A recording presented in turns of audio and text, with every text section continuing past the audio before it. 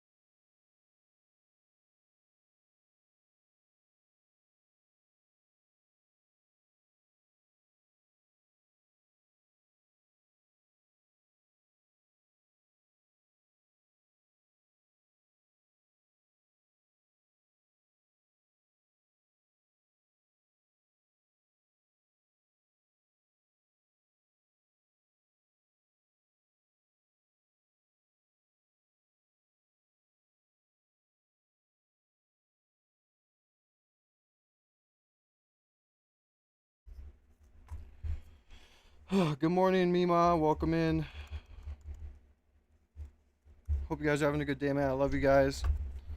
I'm upset right now.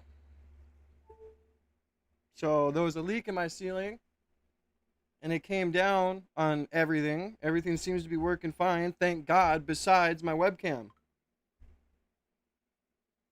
which won't apparently track me anymore. So that's great. Is the tracking important? No. It's nice to have, and it is kind of important, but most importantly is, like, when it tracks, it lifts up. Like, so when you first start the camera, it lifts up, and then you can choose whether or not it tracks you or not. It's not even lifting up, so I had to rig it. So that so that's great. Just fantastic. It's great.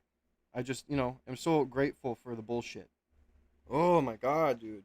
It's like God. Give me a second, guys. I'm sorry. I'm just mad now. Fuck, dude. Or frick, I mean. Sorry, didn't mean to swear.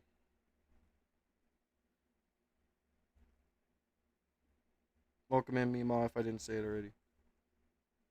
And it's like, dude, this is a brand new camera. Like, see, it's not tracking me. And it's supposed to be right now. It's blue. I don't know if water got in it or what. But you think if water would have got in it, that would ruin the camera. Maybe it just ruined the gimbal. I don't know what the fuck. Or what the frick. All I know is I'm frustrated now. I mean, it's a $150 camera, so I'm glad, like, I didn't ruin, like, a... Well, I didn't ruin it. It just... What happened ruined it.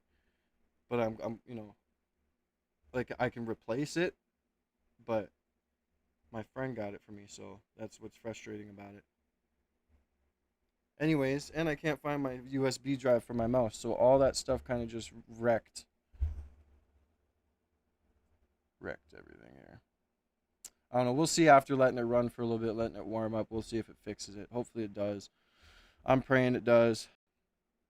Anyway, so a lot of stuff went on while I was gone, right? When we were covering things, I didn't go live Friday because my oldest daughter ended up being sick Thursday night and was just puking, and so I kept her home from school. And obviously, if my oldest is going to be kept home from school, I'm just going to keep my youngest. There's no point in bringing my daughter to daycare if I'm going to keep my other daughter home, right? Um, but yeah, there's just a lot of stuff going on, or that went on this weekend, so that's why I wasn't live. Um, yeah, so a lot of stuff happened. Candace Owens called out.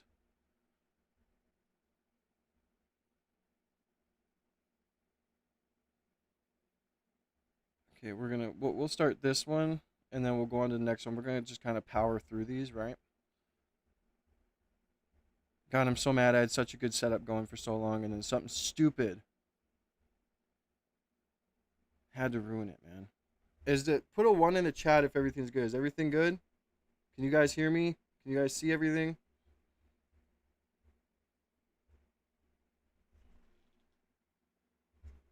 Is Is everything good? God, I'm so mad. I'm so mad right now.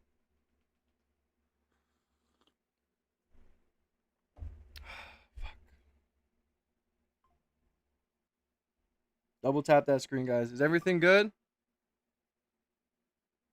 Fit Pull, thank you for letting me know, brother. Oh, by the way, new partnership, guys. I was talking to you about maybe having a partnership. It's not nothing big, okay? It's not like a huge thing, but it's nice to have, just in case, any of my gym bros that are subscribed to me want to go ahead and go to this place. I do have a new partnership with Dubby now. I gotta change my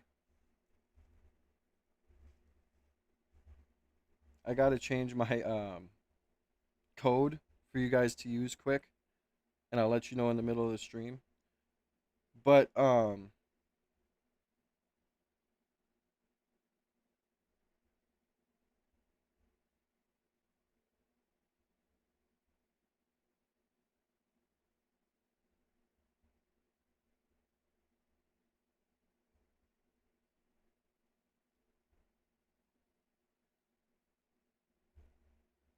I do have my own code you guys can use to get your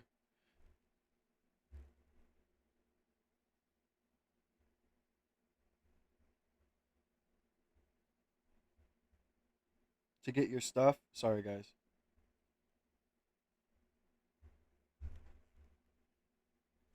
But yeah, so I do have a partnership with Dubby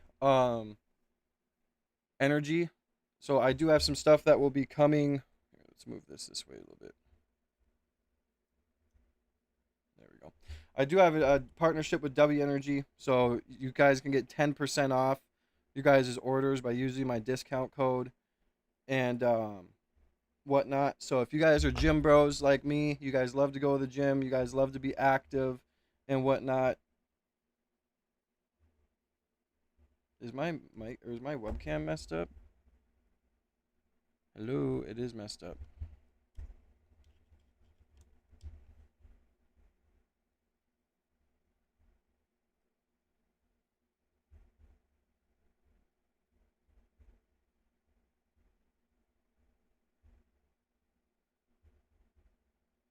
All right, are we good? Are we back? Looks like we're back. My bad, guys.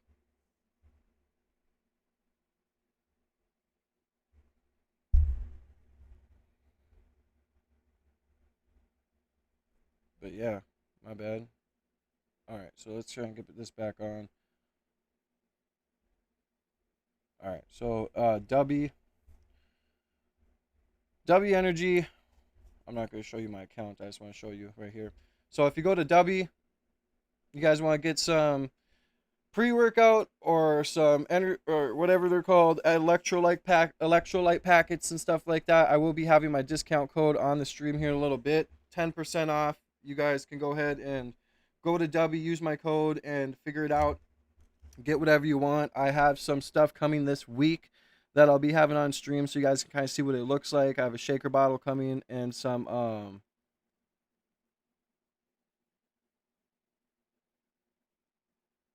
testers that you guys can check. I have a tub of pre-workout coming too, so it's gonna be interesting. You guys can go ahead and go over to W and use my promo code. I just gotta change it because I accidentally made it something else that I shouldn't have made it. So, but yeah. So anyway, double tap that screen, guys. Show some love and support. If you guys are new to the channel, make sure you guys hit that subscribe button. We're on the road to 10,000 subs. Hit the notification bell so you guys can be in every single live stream.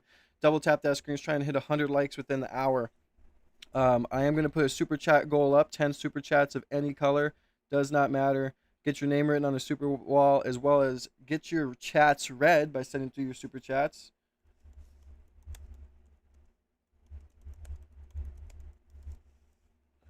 But yeah, so over the past few days, Candace, that our last stream when we were breaking down what was going on, TPUSA said that they were going to be holding an event. Candace was supposed to be there. They sent out the invitation on Twitter at like midnight. Candace claimed that it was, who who basically does that? Who puts out the invite like that? Why would they do that? Then they ended up just standing her up anyway and admitting that they had no planned real appointment to do this or time to do this. And all in all, I think it makes TP at USA look terrible. TP at USA, the more that they try and prove themselves, the more they prove that they are just suspicious. Um, if I was them and I had nothing to hide and I really wanted to prove Candace was wrong, I would have went on any time with her, whether it was through FaceTime or the way that they do it digitally, or if it was in person, I would have done it that way. Does not matter. I feel like TPUSA is just making themselves look ridiculous, and the more they try and bring up Charlie's name, oh, we're doing this for Charlie, or we're doing this because this is what Charlie would have wanted. Yeah, I just think they're making themselves look terrible. That's just my opinion. That's just how I'm gonna rock it. And yeah, so let's get into this one. We're gonna kind of just scan through this first little stream, and then we're gonna go through the next one, and then we'll go over TPUSA's responses if they had any. Um, yeah, I just think that the whole thing. Welcome in everybody that's new. I see you guys saying hi. Welcome in. Double tap that screen. But yeah, I just think that TPUSA is making themselves look terrible. I think that they're trying to prove themselves more than they should, since they have. I feel like they are hiding something. I feel like there's a lot that they're hiding, and I feel like the more that they come out and they try to prove themselves, or they try and say what they say, I feel like the more they're making themselves look suspicious. And to be honest with you, I think they're giving Candace the W more and more every day, right? I would love to see them come together and talk. That would just be like, I feel like that would be so interesting. On the next thing I want to cover is Nick Fuentes a Fed. I just recently got into Nick Fuentes and what he was saying, and I like him. I like the way he's knowledgeable in things, and I like the way he brings about things and talks about things. But then he started saying, nope, I believe Tyler Robinson did it. I don't think that where's the proof? What's this? It's like, well, where's the proof Tyler Robinson did it then? If you don't think that it could have been ulterior theories that are true, I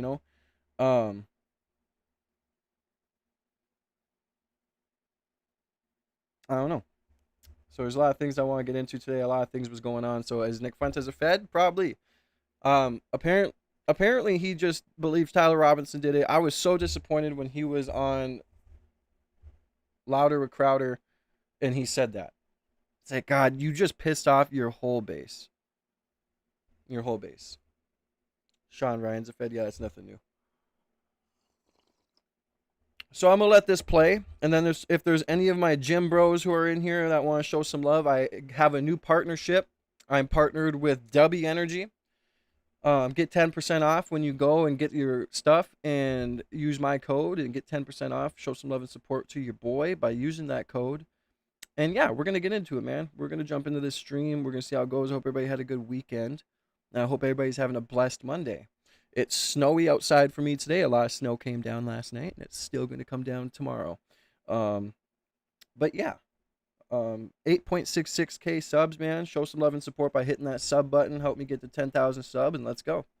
Subs, I mean. All right, I'm going to change. While I play this, I'm going to change my promo code quick, and then I'm going to show you the whole W Energy thing. Thursday, fun little update for you. When the clock struck midnight last night and Cinderella's carriage turned back into a pumpkin, Turning Point USA decided it was a good time to issue a confirmation plus an ultimatum, a time and a date for our debate. I should tell you that they did not send me an email, they did not send me a text message, they did not coordinate anything with me. They simply made this midnight announcement and gave it a countdown. Got 24 hours to respond. So we're going to discuss that. And let me just tell you, Turning Point is so done after this. You just cannot survive being this disingenuous. We also are going to get back into the Egyptian planes today. They are also working very hard to try to convince us that that was nothing. That's just what Egyptian military planes do, fly around the skies in the middle of Provo when Charlie Kirk is being assassinated. Well, it turns out maybe these planes might be the key to everything, not nothing. Welcome back to Candace.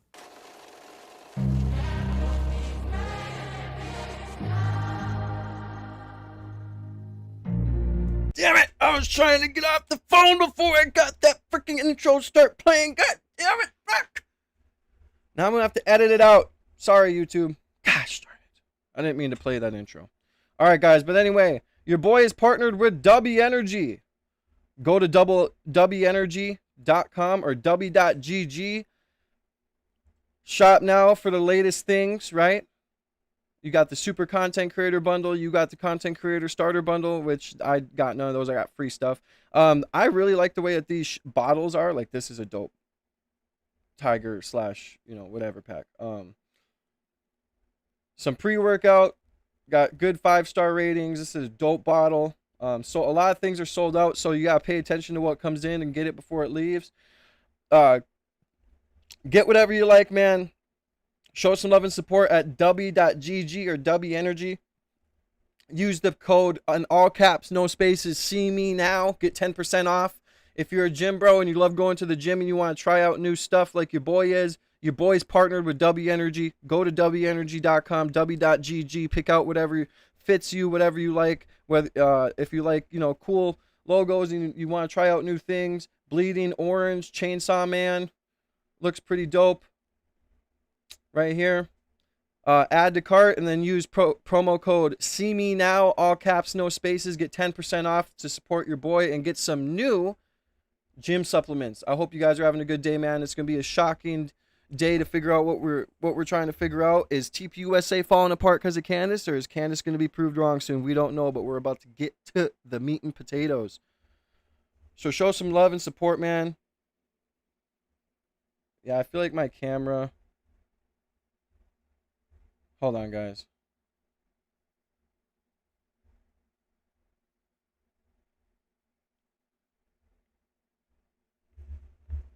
We're just going to use this for now.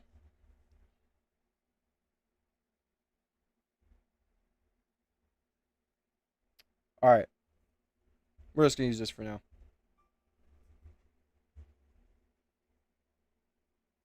Double tap that screen, guys. Let's try and get to 100 likes within the hour.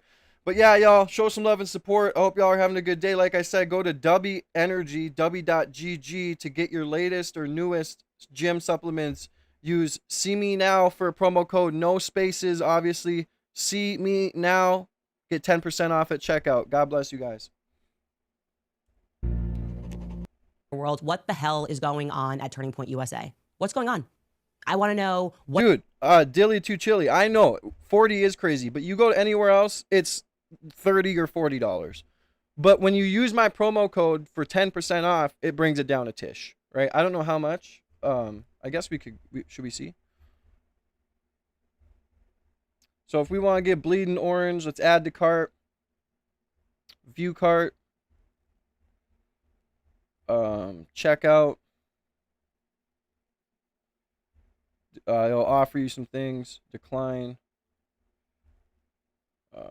Discount code See Me Now.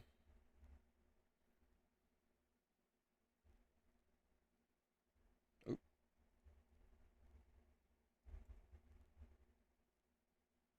Well, I don't know what the hell it's not working for.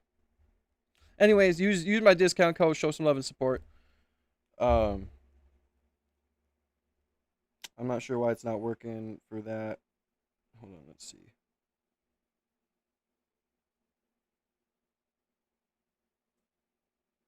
Yeah, it says for every purchase, so it'll probably work for you guys.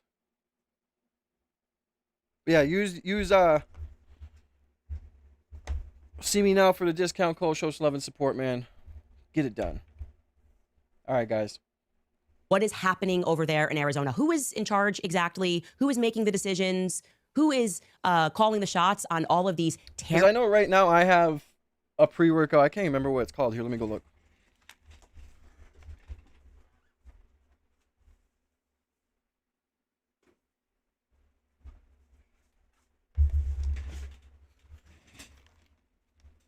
So the pre-workout I use right now, this is Alpha Lion Super Burn Human 2-in-1 fat burning pre-workout, and it's Blazeberry or Blazeberry.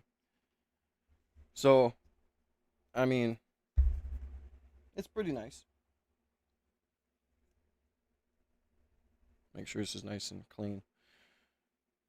But yeah, man, show some love and support, man. Double tap that screen. Let's try and get to 100 likes right off rip, right within the hour. But yeah, guys, W Energy, See Me Now, all caps, no spaces. Get the 10% off. Support your boy. Try out some new pre-workout or some hydration drinks, or even just get a bottle. Their shaker bottles are really dope. But when I do get my stuff here, they're sending me my free stuff. I'll show you guys right on live so you guys can see what it's like, and I'll do like a review or a sampling review or something. Horrible and extremely obvious PR moves. Just, I think we all deserve to at least know what's going on. It feels like this company is going to turn into Enron, right? Amazing, and then just plummet overnight. I have just, the lack of transparency and also, ironically, the transparency of the things that they are doing. You can't make this up. They are just so obvious, so obviously trying to hide something. Before we get into their frankly bizarre late night tweet and ultimatum, I wanted to update you guys and let you know that Cam Higbee, remember that weird propagandist reporter who goes to the Pentagon press secretary and is like, don't laugh. Okay, right, don't laugh. And then proceeds to ask if they heard about France's assassination attempt on my life, which I also said that France was on the ground on the day that. Yeah, guys, it just worked on here for me, so you're right. But yeah, it worked on here for me. So enter code see me now. W.energy, W.gg. Go get your newest pre-workout. Go get your newest stuff. Try out some stuff with code see me now, all caps, no spaces. If you don't like it, tell them you don't like it, but I'm sure you'll like it. I can't wait to try mine. We'll try it together. Charlie was assassinated. Yeah, this Cam Higbee, take a listen. As well. Yeah. So this is my first question, and don't laugh. Does the DOW have any evidence at all of a French military plot to assassinate Candace Owens? That is an interesting question. Not that I'm aware of, but, interesting question. I can try to find out and maybe let. Yeah, I feel like we went over this already. We're going to go over the other one. I feel like we already went over this stream, y'all. All right, you guys, happy Friday. Welcome to the end of the week. Get excited because the rapper, The Game, has dropped his song entitled The Assassination of Candace Owens, and the lyrics are... Dude, I'm sorry. Like, I know it's probably, like, awesome to have The Game drop a song, like, with your name in it and shit. But, dude, The Game is washed. Like, I get it. It's Hollywood. It's, like, so cool to have a rapper put your name in a song. But The Game is fucking washed. Okay? Are in fact fantastic because even the hip hop world is asking questions and noticing that Turning Point is not acting right. It's because you guys are just not acting right. Well, guess what? Something interesting has taken place this morning. TPUSA confirmed that the debate request and the sit-down request to respond to all of our very many questions actually came from Erica Kirk. They said that request was directed by Erica Kirk, and I find that to be compelling. And they also explained why it it's very compelling that Erica Kirk would ask for that. Could you imagine if Erica Kirk and Candace Owens sat down together and talked about it? Which I'm sure would never happen, but could you imagine not only the views, but like what would be said? Like, how would that even be conducted between the two? Right? Because remember, Candace did say, I'm calling for the CEO, Erica Kirk, to go over Pierre DuPont or whatever, the donors. So it's pretty crazy. Just let alone the fact that TPUSA or Charlie Kirk, the people who are running it, would even do an interview with her like they said they were going to do would be wild. But the fact that they backed out makes them look even worse. Even worse. It's just ridiculous. It's so crazy how bad they're making themselves look right now. Like they're making themselves look so terrible. Be in person, and I am curious to play that clip for you to see if you believe and accept their explanation, their reason why. Also, I have probably looked at more footage from September 10th than any human being in the government or otherwise, anybody on this planet. And I happened to take note of something that I find to be quite strange, and I want to toss it to you guys because the public is more perceptive and capable than our FBI. So let's jump right into this. Welcome back to Candace. Okay, we're going to do something different and actually begin today's episode with comments from yesterday's episode. Fuck, I let that intro play again. I'm gonna have to edit it out after this. Make sure you guys double tap that screen, man. Show some love and support. Like I said, I was trying to hit 100 likes within the hour. We just need 70 more beautiful people. Double tap that screen. We got 700 people in here. Show some love and support. How are you guys doing? Hope your weekend went good. Double tap that screen. Hit the subscribe button. We're on the road to 10,000 subs. If all 700 of you hit the subscribe button, we'd be damn near close to 10,000 subs. So I hope you guys are having a good day, man. Make sure you guys super chat. If you guys want to get your name on the donor wall, hit that super chat link. Hit the Streamlabs link. YouTube does take 30%. Show us love and support. Let's go. Episode because they are extremely relevant, and they are also hilarious to what we are about to discuss. People who watch the show are obviously savages, absolute savages. And obviously yesterday we were discussing how they rescinded the offer because it had to be in person. Look at this comment, top comment. TPUSA takes them 3 months to respond. Also, TPUSA, you have 24 hours to respond. Like, what? Seriously, why? Where did this 24-hour thing come from, and why was it necessary? The second comment. I think they thought that, like, if they were to put up the link to, like, oh, we're gonna talk with you, we'll have a talk with you, we'll do an interview, but it has to be in person and within 24 hours. I feel like they gave such strict stipulations to the talking, or to the talk they were going to have, that they knew it wouldn't be achieved, and they thought it would make Candace Owens look bad, but yet it made them look bad. The fact that they said it had to be in person, it is very important to be in person if you wanted to be taken seriously. Bro, you could just do it through webcam. It's such a shitty excuse. This user writes, Tyler Robinson can appear in court by video conference, but Turning Point USA says Candace cannot attend their debate by similar means. Yeah, guys, we are starting to notice some things. It's weird. And we announced, or it was announced today, that Charlie Kirk's show, which they are continuing, and which once upon a time enjoyed. Let me shout out all new subs real quick. Thank you guys for the subscriptions. Donna, thank you for the subscription. Martin, thank you for the subscription. God bless you guys. The #1 spot on Apple Podcasts has now plummeted, right? This is a tweet. Breaking news, the Charlie Kirk Show has crashed in the rankings, falling to number 94 on Apple Podcasts, even though it routinely held the top 10 spot in the past and even reached #1 when Kirk was alive. The reason for that is simple. It is clear. People are telling you how they feel, and they feel that you are not being honest. They feel that they are not getting the truth from the very people who keep trying to market themselves as his closest friends. And I'm saying marketing intentionally because it feels as though they have transformed into a badly run PR firm from the early 2000s, where you try to use celebrities to... It's like they're saying, well, we're Charlie Kirk's friends. We were around when it happened. We were around him all the time. So we're just as important. Listen to us. Everything we say is the truth. And they just think, just like our government, thinks that we are stupid. Influence the public. You get, like, Britney Spears, Justin Timberlake to wear your denim. Whoa. Oh, wait. Let me make sure I have my marker. Gotta make sure I have my marker. Hold on. God. Thank you to Wolfie Conservative for the $5 dono, brother. God bless you.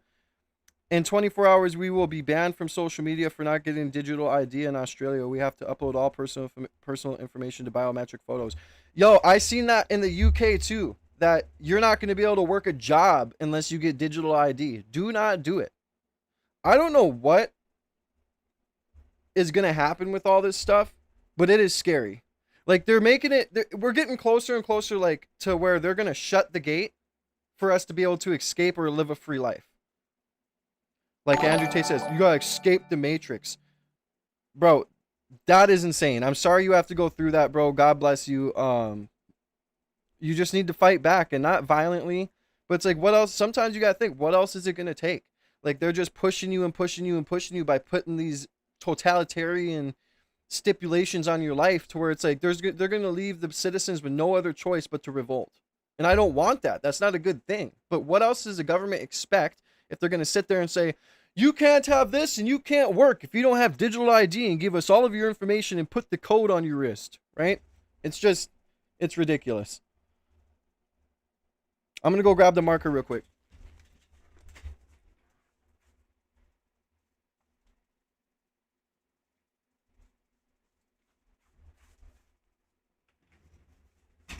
I'm writing your name down right now.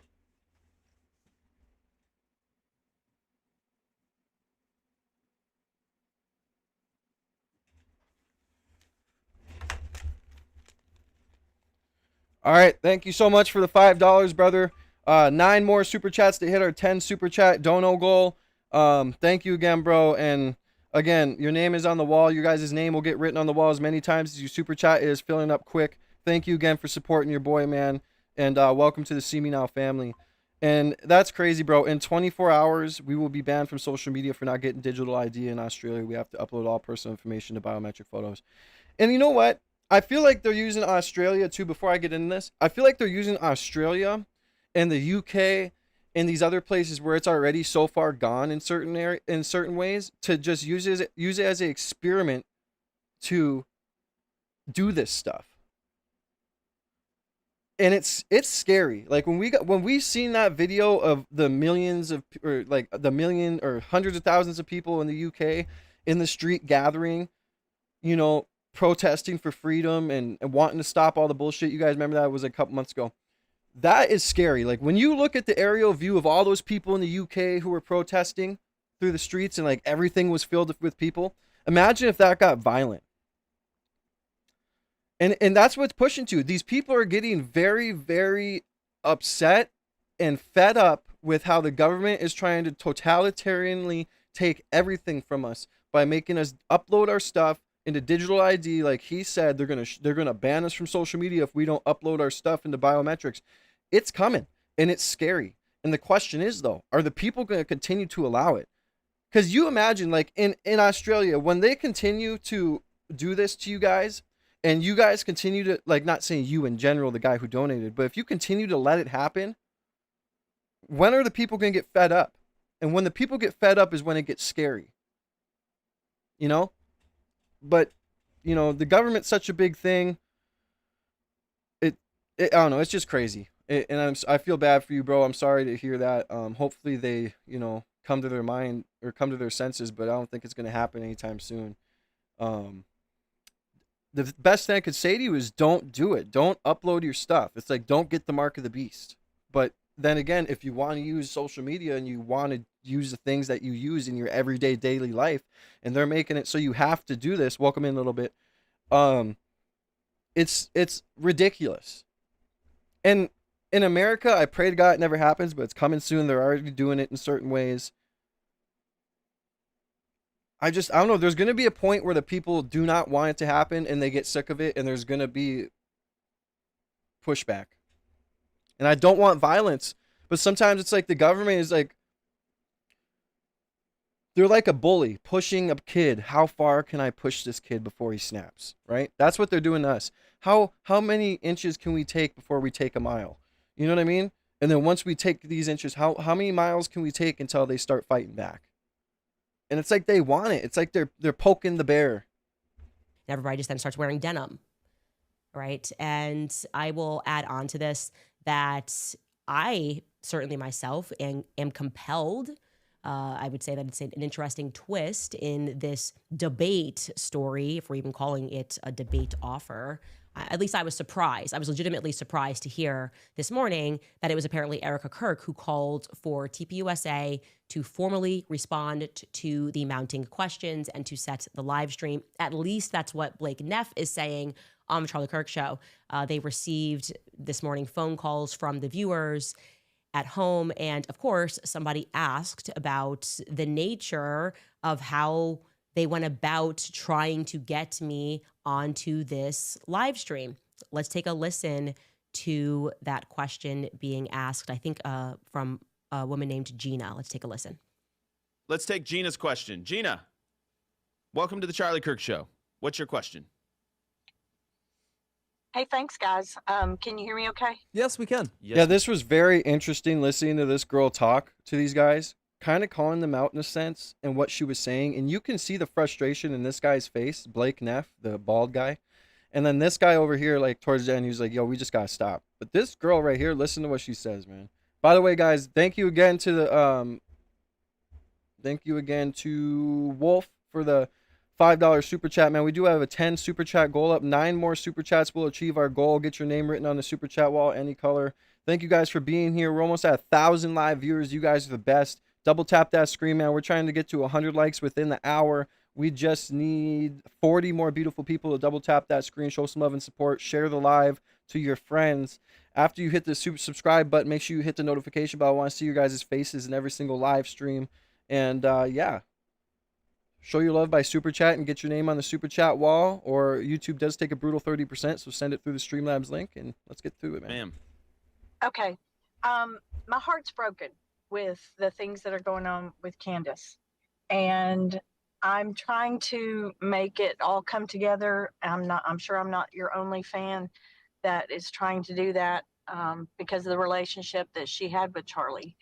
Um, and one thing that I'm just trying to make come together in my head is why the invitation was extended to Candace, but not to Candace directly. Blake, I think you tweeted something out, and I don't know if, you know, how. What she said was very important. Why was the invitation tweeted but not sent to Candace directly? Like I said earlier, their mindset was probably like, we're going to put this tweet out. We're going to give her 24 hours. We're going to say it needs to be in person. We're going to put such strict stipulations on it to where she's not going to be able to do it, and it's going to make us look good. But in the end, it bit them in the ass, and it makes them look bad. Because it's like, you could just get on the call with her through the internet and have the same conversation you would in person. I don't know what's truth and what's not. Thank you for the subscription. Summer, I appreciate you. God bless. But I do know that she said she didn't even see the invitation, and it was issued, Blake, I think at 12 on a tweet that you had, or at midnight, 12, not noon, midnight. And so it was like 9 hours later before she even knew that you said anything about her attending the show. And then she's saying she can't attend in person. Can she attend on a live stream? Or, you know, and you guys do live streams all the time. And is that going to be an option? Of course, Gina. I'm just trying to make this come together. Of course, Gina. So first of all, our initial statement, it was on the show on Wednesday. I made it at the request of Erica. All of this has been at the direction and approval of Erica, because she heads this. And so what we were announcing there is we said she has said things that are not true, and we did not address them for a long time. We stated the reasons why, that we thought a lot of them were just not. Dude, do you see the way that he is like trying to figure out what he wants to say, but he's just fumbling his fucking words? Like, take Blake Neff out. If you're gonna lie, take his ass out of there so he doesn't continue to make you look bad. I mean, seriously, dude, listen to this fucking guy talk. Them for a long time. We stated the reasons why, that we thought a lot of them were just not. How to put it? Oh my god, fucking every time I hear him talk, I just want to. Ooh, no, I'm just kidding. I'm kidding. Calm down, Kanye. Calm down, okay? We initially just thought no one would believe a lot of what was being said, and we also just we remembered the same friendship that Charlie had, and we just hoped that this would go away without requiring any sort of direct statement or confrontation from us. So what was approved is we announced we are going to respond to this, and what I said was we are going to announce a date soon. We actually hadn't agreed on it at the time I read the statement.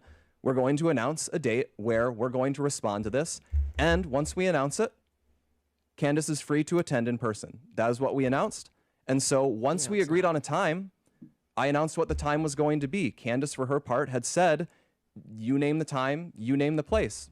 Yo, thank you guys so much. 7 more beautiful people. Just need to double tap that screen, and we're gonna hit 100 likes within 45 minutes of the stream. You guys are fucking amazing. Thank you so much. Like I said, man, sorry I wasn't live Friday. My kid was sick. Kids come first. Had to keep her home from school. I appreciate you guys for all the love and support, man. You guys are the best. Thank you guys so much. That is what we did. As for why it was put out at that time, I would just say I don't think she had any difficulty in finding out what our scheduled time was. It seems everyone found it out quite quickly.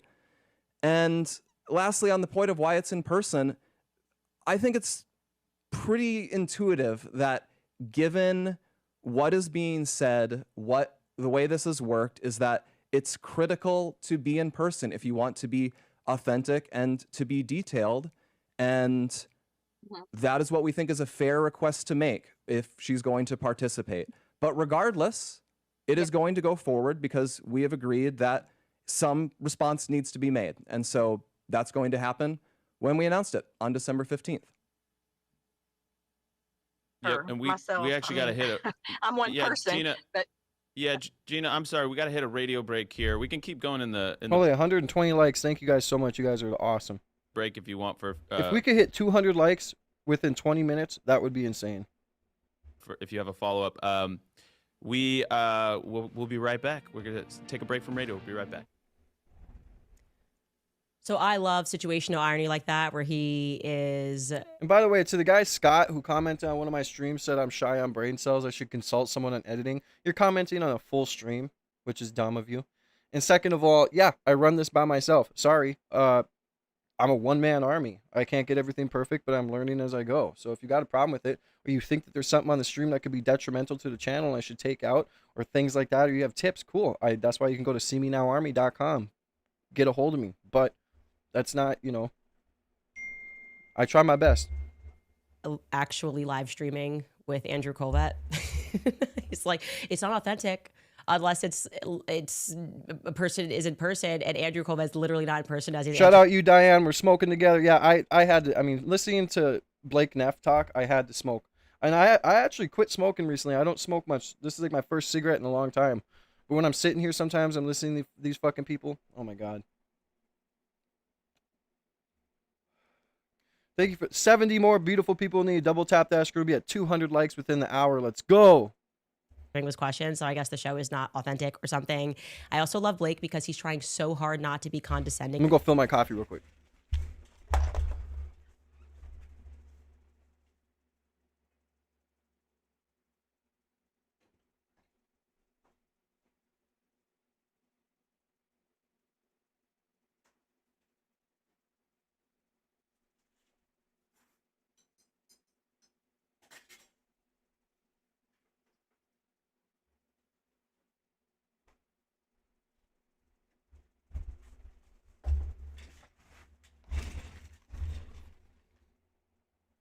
In that bit, it doesn't come naturally to him. He's extremely condescending. His obvious, how do I say this?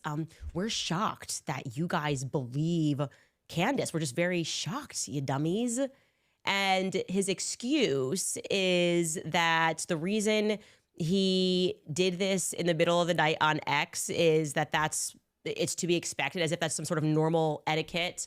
Once you extend an offer, not only do you extend an offer, you say that it's a sincere offer. He used the word sincere.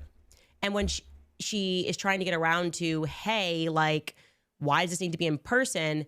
Just to be clear, Blake is saying the answer to that is, quote unquote, it's intuitive that it is critical to be in person if you want to be authentic.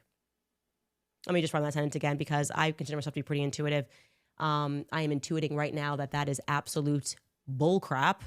He says, quote, it's intuitive that it is critical to be in person if you want to be authentic. Yeah, no, Samantha. It was working a little off, but it was just having a little bit of a glitch like that. No, I have above here where my studio is, there's some piping and it was dripping down apparently. And it got on my webcam, and now it's just fucking, yeah, it's just not working the best. It's not working at all, really.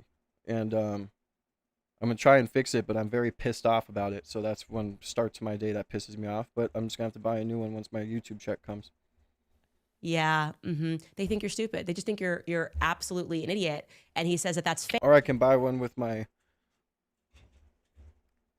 money that I'm getting from my LLC, but I don't know. What are you talking about? It's a tax write-off too if I buy it now. So I'm just getting into all this new stuff, how to do everything new now that I'm fucking self-employed. Contentious, and my most viral debates have never been in person. Everyone assumes that when you extend an invite that you're going to do whatever you can to make it happen, whether it's friendly, whether it's not friendly. When you come out and you say that you are live streaming, the assumption is that you are live streaming because you want the internet to be able to attend.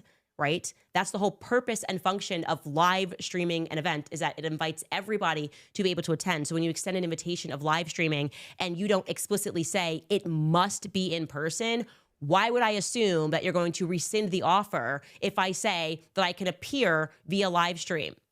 Okay? They never said that. When they made the offer and they were pretending that they were being sincere, they never made in person a point of their demands. They never also said that I had to respond within 24 hours. That's a hostage situation, okay? Guys, we just need 53 more double taps, 53 more beautiful people listening to double tap. That's going to be at 200 likes within the hour. That's crazy. Never did that before. There's no way that I could have accommodated all of that. In a million years, 24 hours to respond. How about, let me see if I can make that work. Even if And I they could have knew made that it work, she which I wouldn't be able couldn't to have, accommodate because that. my husband instantly said, no, you cannot do this Monday. And he runs the household, and he has an important thing going on that day, which involves people that are coming in from overseas. But even if I could have made that work, I would not have within 24 hours have confirmed to them if they had even sent me an email, because I have kids. I would have had organized things, and it would have just taken longer than 24 hours, and they knew that. What Blake did say verbatim on that day is, quote, "Here is what is going to happen. In the near future, there will be a live stream here in Phoenix." So we're assuming they're live streaming from Phoenix, where we address in a clear and comprehensive way the claims and the accusations, the false accusations that have been made against Charlie's family, friends, and the people. Samantha, you need to refresh your stream, man. You're way behind. I'm using my camera on my computer now. Here at Turning Point, we plan to walk through everything carefully and thoroughly. If Candace is available, we would sincerely welcome her participation in that live stream at our studio in Phoenix. Not a demand to be there in person. Live streams happening at your studio. And you said that this was a sincere request, then you went about it in the opposite manner, which is why it makes it really interesting that he says in the beginning that was done at the request, at the direction, and with the approval of Erica. And that's interesting for a lot of reasons. A, I think a lot of us have been wondering, like, did she take on this role and she's actually executing? Or are we still going through a transition phase? Is she still learning the part? How involved is she on a day-to-day basis? Because some of these actions seem like fumbles, like absolute fumbles. And you're wondering, is Andrew Colvat running things? Is Tyler Boyer running things? Is this coming from Erica Kirk? Because I'm having trouble, I guess, comprehending why she would green light something that the internet has now read as incredibly insincere. Of course it's insincere. You market yourself as somebody that is passionate about family, and we can't even get 24 hours to see if we can make things work and exchange things. Like, that doesn't feel honest. That didn't come across as honest. And you're telling us, or we're assuming from that statement, that she approved the statement that went out referring to people as Antifa members, like making us akin to a basket of deplorables because we don't accept the Fed slop. Like, that got her approval to go out. Like, this was read by Eric. Thank you to moderator 7169 for promoting in the chat. I appreciate you guys. We just need 31 more people to double tap that. We're going to be at 200 likes within the first hour of stream. We got 12 minutes left. Thank you guys so much for the overwhelming support. I got the best community on YouTube, and I will always stand by that. Hit the subscribe button on the road to 10,000 subs, man. Appreciate every single one of you guys. And if you guys want to get your name on the donor wall, send through your super chats. I got a 10 super chat goal up of any color. So $1 and above. There's already one super chat. Thank you to Wolf for the $5. 9 more people listening to super chat. We will be at our 10 super chat goal. Thank you so much. That doesn't feel good, And the reality is if you deeply care about the legacy of Turning Point USA, as you all claim that you do, like you claim that you're really just in this, Blake Neff and Andrew Colvat, because we were his best friends and we love him, then how can you treat people who are genuinely people just like Gina, donors to Turning Point USA, people who got behind Turning Point USA, people who have photos of them going to Turning Point USA events, who probably have tickets to go to AmFest? How can you treat people with such contempt?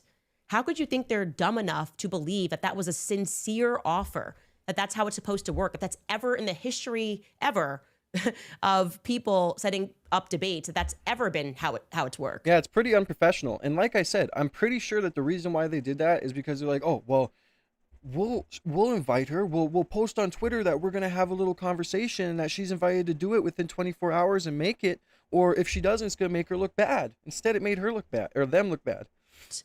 That someone just arbitrarily picks a time and a place, and you admit you had no time and you did not have a date picked. So there's no reason you couldn't come to me and say, here's 2 dates that could work, and allowed me to do that. And by the way, I would still like for you guys to do that. Okay. And one more thing that I want to put out there, because your 24-hour demand is ridiculous. It's silly. Okay, let's strip it. Let's stop pretending that there's some buzzard that got hit. We can still make this work, and I would like to make this work, and I would especially like to make this work if you are saying or implying that Erica Kirk is going to be there. Because the reality is that would be a game changer. I think that's a game changer. I think yeah, it's a game changer. Could you guys imagine right now? Could you guys imagine if Erica Kirk and Candace Owens sat down next to each other? And it was like a real situation. Like Candace Owens actually asked real questions and got on Erica and got on everybody about what was going on. And Erica talked back. That would be like insane. It'd be fucking crazy. Not gonna lie. It would be very powerful to have her there to represent the viewpoints in a way that they're maybe not being shared by Blake Neff, who is incredibly unlikable and speaks down to people. And I don't know why he does that. It's not 20 more coming beautiful people across just need to clearly double tap that from screen. your spokesperson. 18 more beautiful people need to double tap that screen. Got 8 minutes left to go. Let's try and hit 200 likes within the first hour of streaming. Thank you guys so much.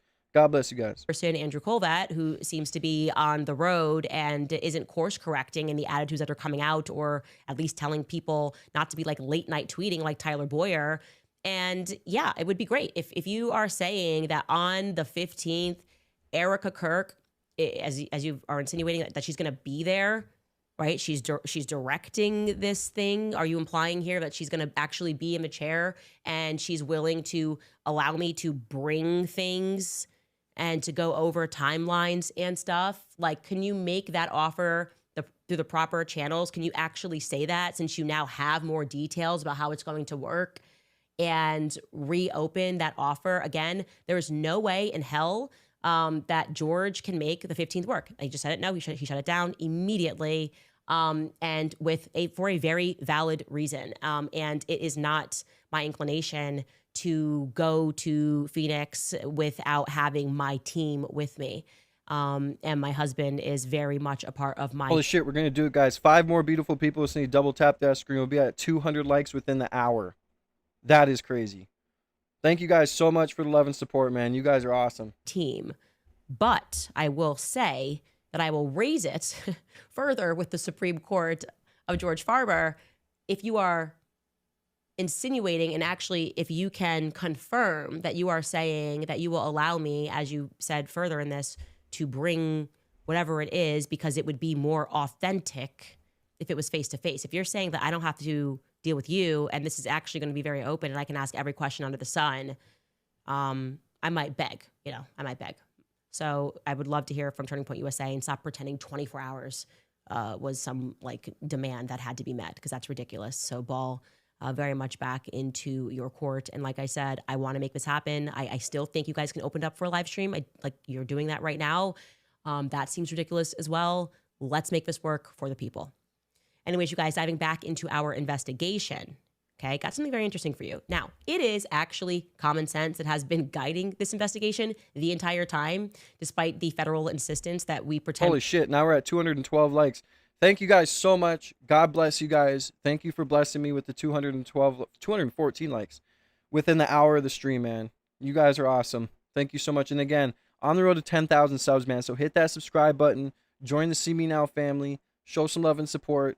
On the road to 10K. Most importantly, on the road to 100K. Trying to get that plaque. Double tap that screen. Hit the notification bell so you can be in every single live stream. I want to see your beautiful faces in everything I do. Okay?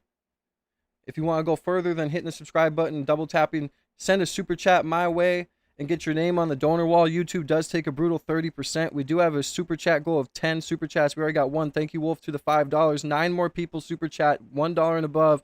We will reach our goal. If you guys want me to get the full amount, go through the Streamlabs link in the description. Then I get the full amount. YouTube does tax 30%.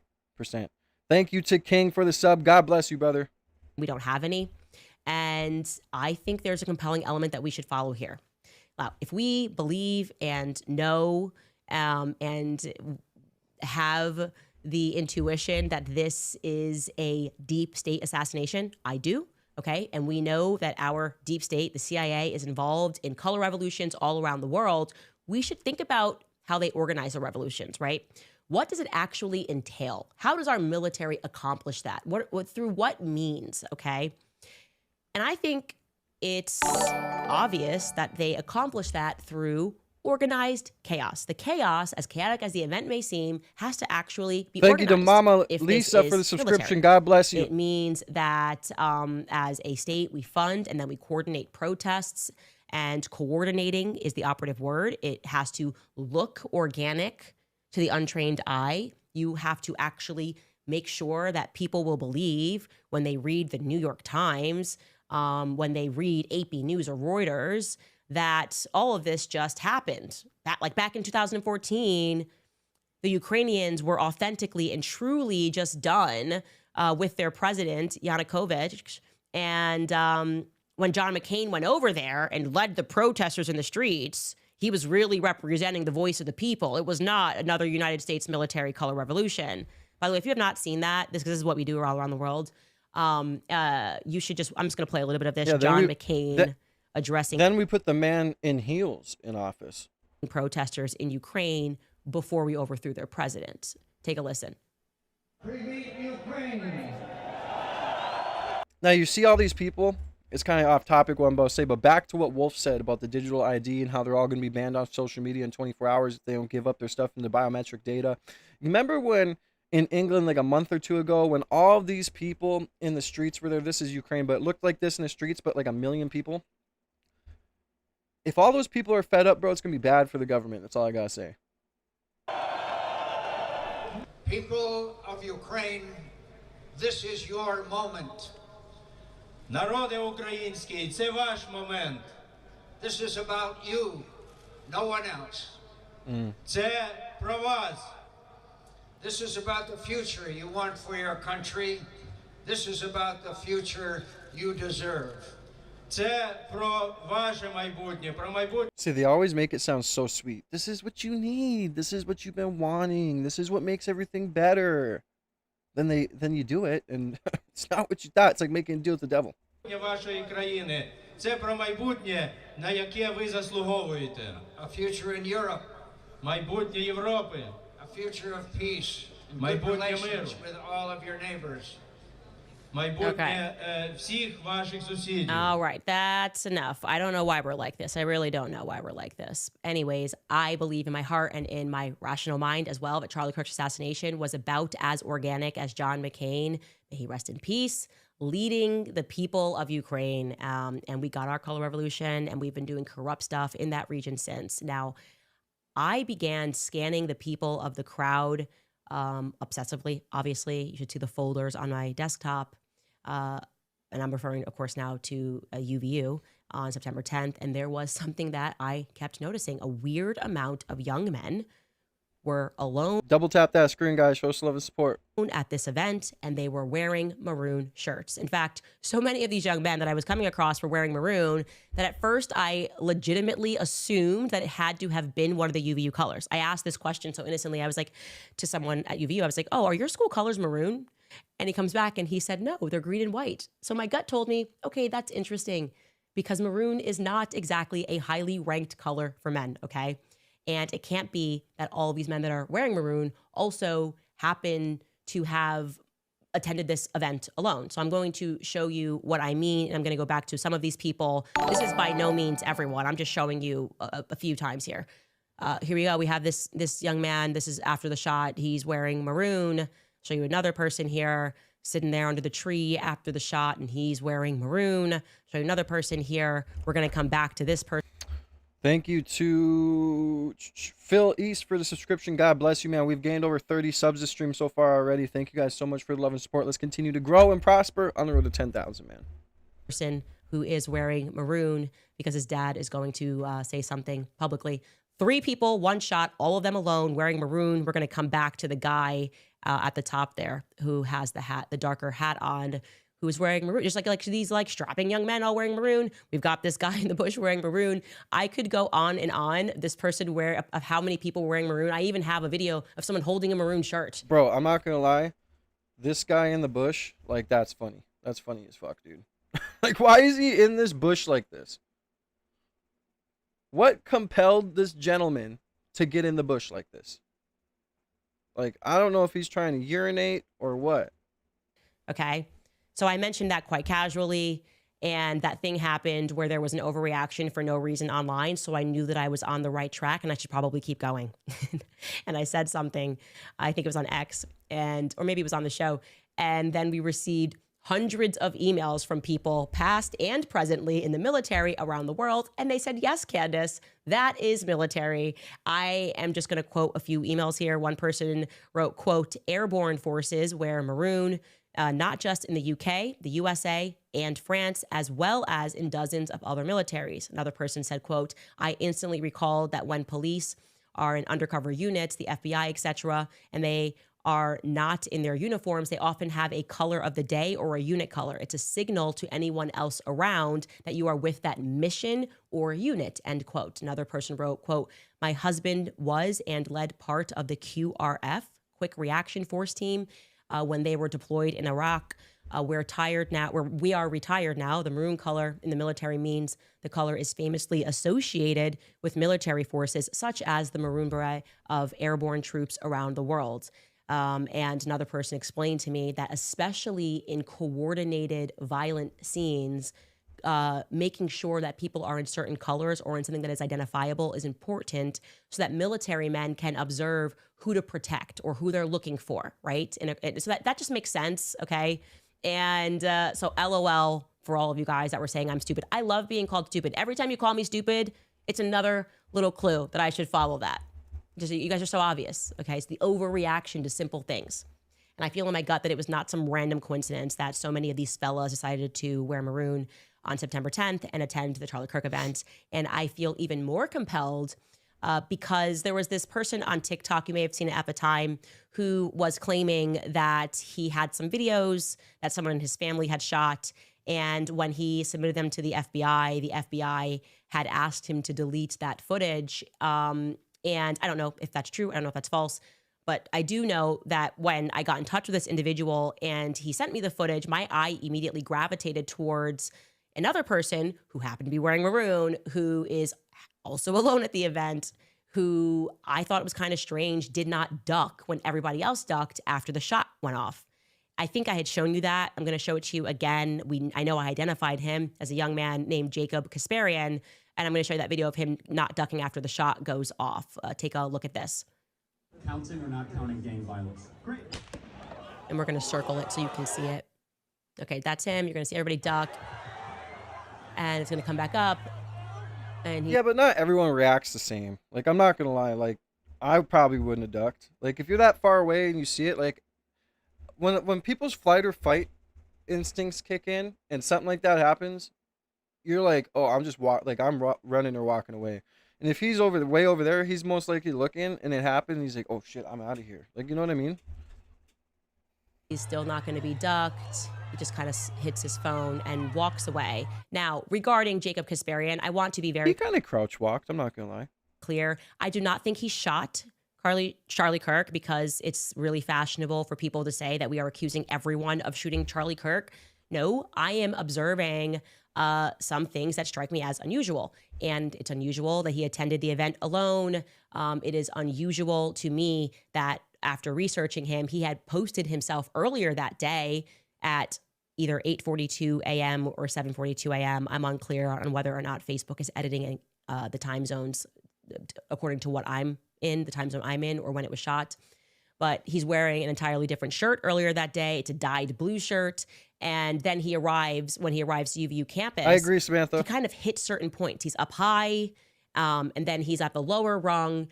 2 minutes before Charlie gets shot, he's not where he is. And then the next thing you know, he's there. And the reason why he's not moving is because he's recording and he doesn't duck. And I just found that to be a bit interesting. I can show you, by the way, this is a very grainy image of him recording.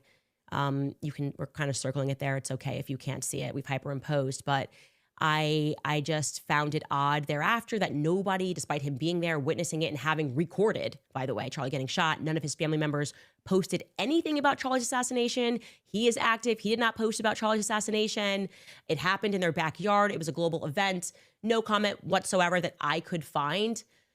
And I started to wonder, based on where I found these individuals in the audience, I started to suspect, and this is my broader suspicion and theory, which in any investigation, you're allowed to do. It might turn out to be wrong, but I am beginning to suspect that our Maroon boys in general were tasked with taking footage from predetermined angles. Again, it's a suspicion. I'd like to explore it, and the easiest way for me to... Why though? Why would they be tasked to take footage from other angles? Like, why? Like, I get that there could be some sort of complex ways about this going on, like the way that this happened. Like, there could be certain things that happen that are complex, but why make it that complex to where you have like 5 different people in 5 different areas taking video? Like, to me, that just doesn't make sense. Explore things and rule things out is to open things up to the public. I would like to see if anybody recognizes and can identify these other Maroon boys, because maybe I can determine what their extracurricular activities are. Are they all in the ROTC? As an example, I'm going... What is are the assassins just gonna recruit the local ROTC boys to fucking take footage of a assassination? That sounds kind of crazy. Off of internet vibes, they could be a part of an airborne force, okay? And it was even more compelling because there was this guy who live streamed the whole event. We all know who I'm speaking about. His name is Adam Bartholomew. I have never, ever said anything about Adam Bartholomew. I have reviewed his footage, but people online were clocking him as suspicious. They're like, this guy just always happened to be in the right place at the right time. And he has been randomly attacking me. Again, I've never said anything about him. And one of the ways that he instantly attacked was when I mentioned the Maroon thing. And he said, my son was wearing Maroon on that day. And his son was. That's the person that we showed you. That's Adam, and that's his son. Yeah, that only makes it more compelling because you were capturing footage on that day. So I'd like to know more. And I also find it strange, I will say about Adam Bartholomew, that when the shot rings out, he's live streaming, okay? And he does not stop live streaming to run down and ensure that his wife, who was in the audience, okay, was okay. He did not, when I learned by accident that his wife was there, his wife Carrie was there, and she was standing by the bush, actually almost directly near Jordan Kasparian, I would have expected him to be like, oh my gosh, after he says, what is that? Is my wife okay? Oh my God, where is she? Where's Carrie? Nope. She tweeted that photo of herself, and she confirmed in her own X feed that she was, I am more than I ever been, is what her tweet said. Thank you, Brody. I appreciate you. God bless you, homie. Hope you're having a good day. Hope you had a good weekend. When we thought laying in the courtyard that we were about to get shot in the back or in the head, it was very clear that we were on the right side. She confirms by picture and by tweet where she was when that shot went off, and yet he mysteriously was not panicked to go find his wife. Odd, weird, and I have a suspicion about the Maroon Boys. I think all of our footage has come from Maroon Boys, and a lot of that footage was then algorithmically boosted. And so I would like to again show you the pictures of these men. And by the way, guys, there's going to be someone that just gets caught in here who just happened to wear a maroon shirt that day. I am sure. If that is you, please just write to me and let me know. Like, no, Candace, I go to UVU, and this is just a shirt I put on. They do look military to me. I will say that. And like these three, God bless you, Timothy. It's something that I've noticed. And then obviously we know Tyler Robinson notoriously was wearing a maroon shirt. Could be Boy Scout. Yeah, that is weird too. Hey, come here. That Tyler Robinson was wearing a maroon shirt he was pictured at that Dairy Queen or whatever. That is a little weird. Could be ROTC, could be Eagle Scouts, could very much be airborne. So if you guys know anything, please email us. Again, if you recognize these people, I don't want your broader thoughts on the color maroon, but if you recognize these individuals in particular, more tips at CandaceOwens.com. Okay, and then I'm going to tell you somebody that I actually do think is suspicious on that day, and I need to know everything about him. But first, let's get to some sponsors. All right, you with pre-bids for and you fighting just nouns exactly health, or you'll get a Thrive Health. By the way, I guess I should go to I should promote my thing too real quick. All right, guys, if you want to support your boy, go ahead and head to W Energy. Okay, use promo code SeeMeNow. If you're a gym bro like me and you want to get some new supplements or some other stuff, merch, whatever, go to W Energy. Get yourself a cool pack. I really like this, but sold out. I think I'm gonna get it. I like this little Tiger Cup thing. But like I said, go to W Energy, get yourself some pre-workout, some electrolyte drinks, whatever. You can even get yourself a little bundle. Use promo code SeeMeNow no space, obviously. See me now, no spaces, for 10% off. Show some love and support with your boy, and go get yourself some gym supplements. .com and use promo code Candace. We are not. I wanted to introduce you guys, by the way, to somebody that I do think is extremely shady. Okay, extremely What, bro? suspicious to me, and I can give you a variety of reasons, but I'd rather just ask for your help in.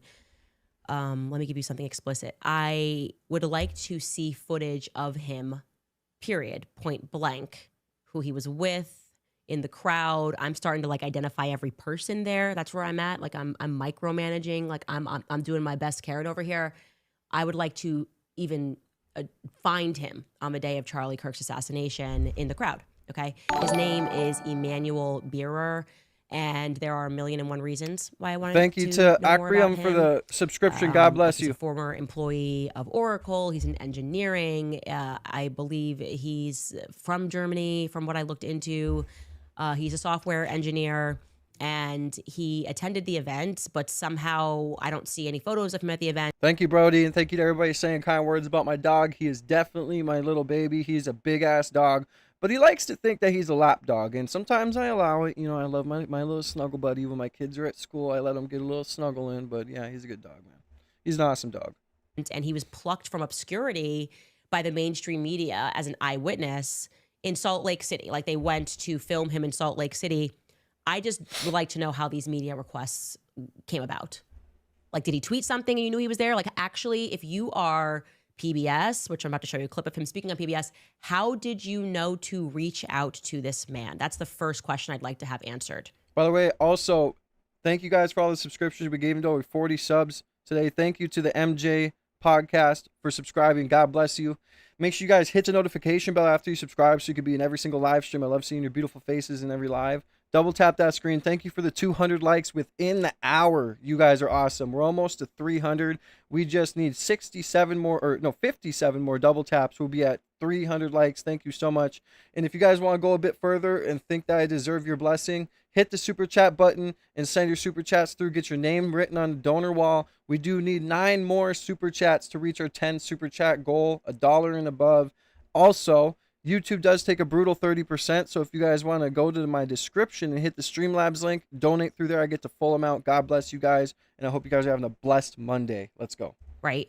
Because I'm thinking, if I'm sending people down, I'm not sending them to Salt Lake City, right? I'm going to send people a news truck down to UVU campus. I'm going to go around and try to speak to people on campus organically, people that are students and attended this event. Without a connection, which ended up being the Tiffany Barker situation where she said, oh, I was friends with, Jeff If you guys don't like me talking to my own channel, leave. Like, why do you even waste the breath to type on my chat?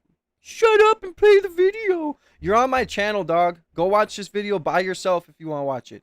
If you're on here, you're watching me react to it. So buzz off, keyboard warrior. Men, and that's the reason that I was able to get the news hit in the morning. How did Emmanuel Beerer get picked out in Salt Lake City? Okay. I am going to let you listen to him speak and what he testified to on that day. Take a listen. I hear this loud sound and I'm like, that wasn't what I thought it was, is it? I was like, no, this can't be happening right now. And we all ducked.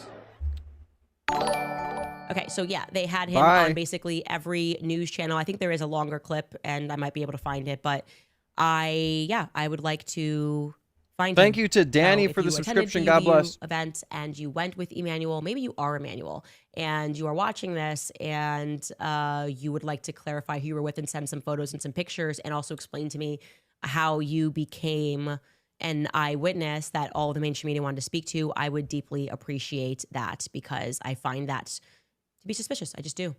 Anyways, you guys, in other news, The Game dropped his album. Oh God, here we go. His mixtape with the song The Assassination of Candace Owens on it because Game gonna recognize Game. And I'm gonna play for you guys and probably get hit for it. A couple of, we'll play like 10 seconds of the song and then I'll just kind of go over these lyrics from the second verse, which I think are actually really powerful. Take a listen.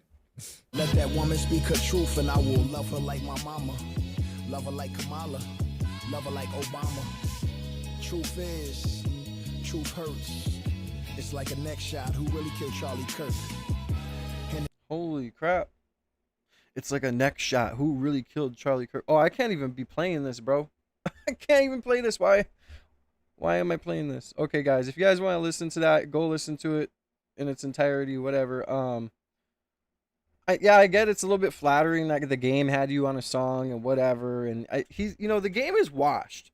So, in my opinion, the game is literally using this as like a way to maybe he thinks this is gonna make himself skyrocket a little bit. Like, oh, this is gonna bring my numbers up. This is gonna bring my numbers up. Can't handle the fact that he's a little bit of a washed up rapper, but it is what it is. He had his time, just like all these other musicians do. But I mean, I just don't think there's nothing special about naming a song "The Assassination of Candace Owens" and then bringing up Charlie Kirk in a song. To me, it's corny, and it is what it is. You know what I mean? To me, it's just very corny. Like, yes, it was good, and it's whatever. People who are game fans will want to listen to it, And yeah, I mean, I agree. Like, it could be a good song, but it's like, to me, it's just corny. My mama, love her like Kamala, love her like Obama. Truth is, truth hurts. It's like a neck shot. Who really killed Charlie Kirk? Okay, that is the truth. The truth does hurt, and people want to know who killed Charlie Kirk.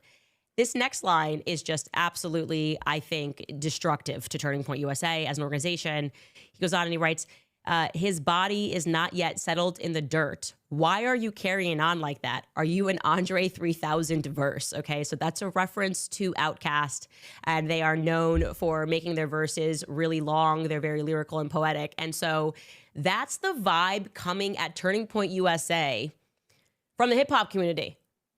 How are you guys just going on like an Andre 3000 verse? Who killed Charlie Kirk?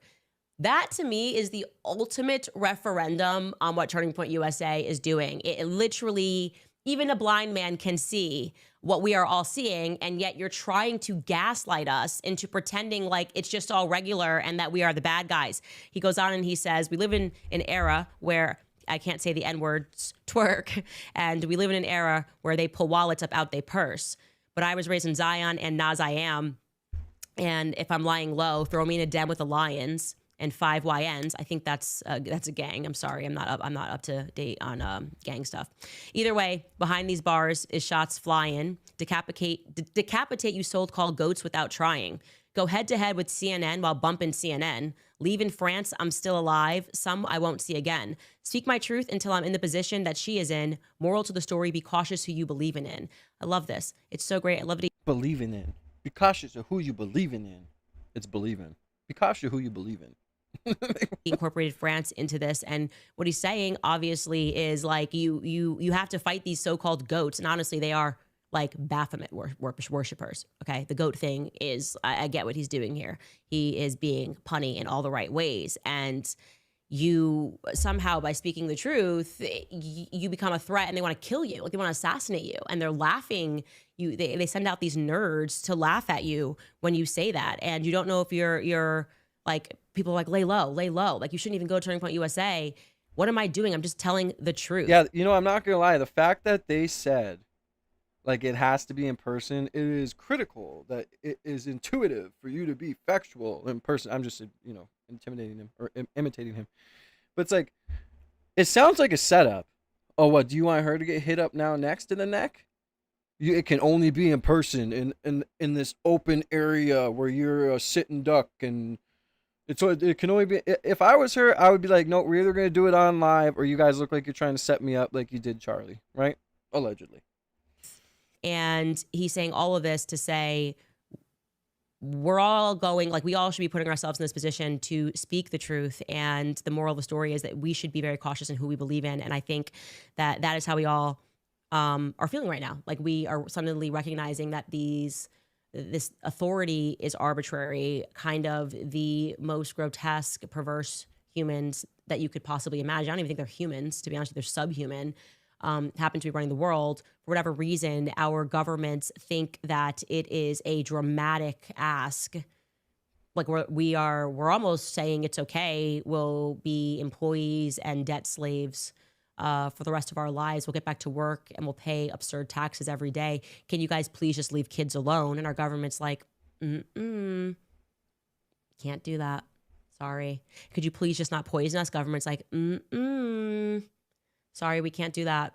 You guys are asking for way too much. You're listening to too much Tucker Carlson and Candace Owens. It's too much. You guys, how could you think that we don't have a right to poison you and to poison the minds of your children? It is, like I said, I think such a good commentary on the state of things today. I hope I didn't say gun stuff. I'm not in any gangs, but I'm a gangsta. Yeah, I'm a gangsta. I think I'm so. a gangsta. So, anyways, if you guys would like to toss him some support and just to appreciate that we're at a moment where hopefully when he says like I was raised listening to Nas, what he means is like real hip hop, right? And people that were actually commenting on the state of things in an intellectual way. It's actually why I loved Jay-Z's music when I was growing up and I kind of hated what he became. I think it is also reflective for Black America because so much we have been kind of transformed into the ultimate slaves of Baphomet, like this idea of freedom where I think we're all realizing right now we're not free. Like we are all slaves and they give us products and iPhones and flat screen TVs and Hollywood and the Kardashians. And we're supposed to think that that's glamour and it's glitz and that means that we're in a golden era. Nope. I think that there was not an enlightenment, but there was a... Thank you so much, Samantha. God bless you. And you should, I don't know what you're watching the stream on, but you should refresh it and see if that helps because I think you're a little bit behind. But yeah, God bless you, man. Hold on, I got another topic I want to get into, but I'll let this play for a second. Darkening of mankind, and America is going to have to wake up real quick. So thank you for putting Charlie Kirk, memorializing him in that song to the game. Hopefully, next time you do it, I can be on the verse. Just like maybe just one little expression from this podcast. Everything is fake and gay. All right, we'll take a brief break, and we will come back after the comments. All right, you guys, what if you could delay your next 2 mortgage payments? That's right. Imagine putting those 2 payments in your pocket and finally getting a little breathing room ahead of the holidays. Well, that's possible if you call American Financing. You want to pay 1210, keeping our today's messaging. Mimi is saying cream, pairing it with they make incredible gifts for 10% off. A couple of gifts and support. Wrap it up, put it under the Christmas tree. If she opens it and she's excited, welcome back a little bit. If she opens it and she's disappointed and she feels offended, I just don't know. You guys can get the book on Amazon now. If that's more convenient for you, if you want to get 20% off, you should head to makehimasandwich.com and you can buy it directly from us with no middlemen. And we are also now shipping to Candace at makehimasandwich.com. Signed copies available only at CandaceOwens.com. Oh, I said Candace. We're not shipping to Candace. We're shipping to Canada. Thank you, Skylar. That's a good idea. It'd be weird if they bought books and we shipped them to me. That feels like a scam. We also have new merch available on the website if you'd like to buy our Hate It or Love It, the underdogs on top. I love that. I'm actually going to get the game to sign it for me, obviously. I just thought that was great. Now that I'm a rapper. Yeah, I think I'm a rapper. I'm definitely a gangster. Anyways, you guys, also on the website, you can now gift someone a membership to Club Candace or to the book club on our website. Just head to the About section. You'll scroll down and you will see the Want to Gift a Membership tab. Enjoy. I think that's great. I think that's very fun, especially for the book club. We really get into it. We get into a lot of trouble, but it's fun. And I think we need to remind the world that a news station at the CK Memorial talked to attendees for 3 hours and none of them believed the FBI narrative. TPUSA can blame you all they want, but you are not changing minds. You are speaking to ours. That is so well said. Thank you for writing that because I feel like I'm becoming a punching bag. All I'm doing is I'm voicing how everyone feels. Like I said, did I collaborate with the game to do the song? Everyone knows that what is being told to us is completely ridiculous. Let me also tell you guys something else that I forgot to mention. So remember, there's only 2 videos of the quote-unquote shooter on the roof. One which was shot from the side where you see somebody crouched down holding a gun. Well, I had a follow-up call with the person who shot that video, and I asked him, I was like, can you confirm that you actually saw him take the shot? Because literally, he's recording him at 12:23, right? He said, no, I didn't see him take the shot. I never saw any recoil. This guy has experience in guns. He teaches people to shoot guns. And he said, and I did not say that was, remember, he told us early on, that's not the person that I saw. I saw somebody in tactical gear. And I have seen so much about people saying, yeah, this is the video. I've seen so many people debating whether or not he put the gun back together. He's like, I can say that none of that happened. So I asked him, did Tyler Robinson's defense lawyer reach out to you? No. Have the feds reached out to you since I called you? No. There's only 2 people. Yeah, that's crazy. If they had a person that was recording him the moment that he supposedly took the shot and they didn't see recoil, and there's all these people saying he's seen it, they seen it, and they didn't see the recoil or even maybe a gun, dude, and his defense lawyer isn't hitting him up or anybody else, that's crazy. Like, that's just borderline insanity. And it just shows us more that there's something more to what's going on. And it's just all fishy. The more and more this happens, the more and more I'm just like, pretty fishy. People that have cameras of this person on the roof, and you are telling me that he hasn't been like automatically subpoenaed into the court case.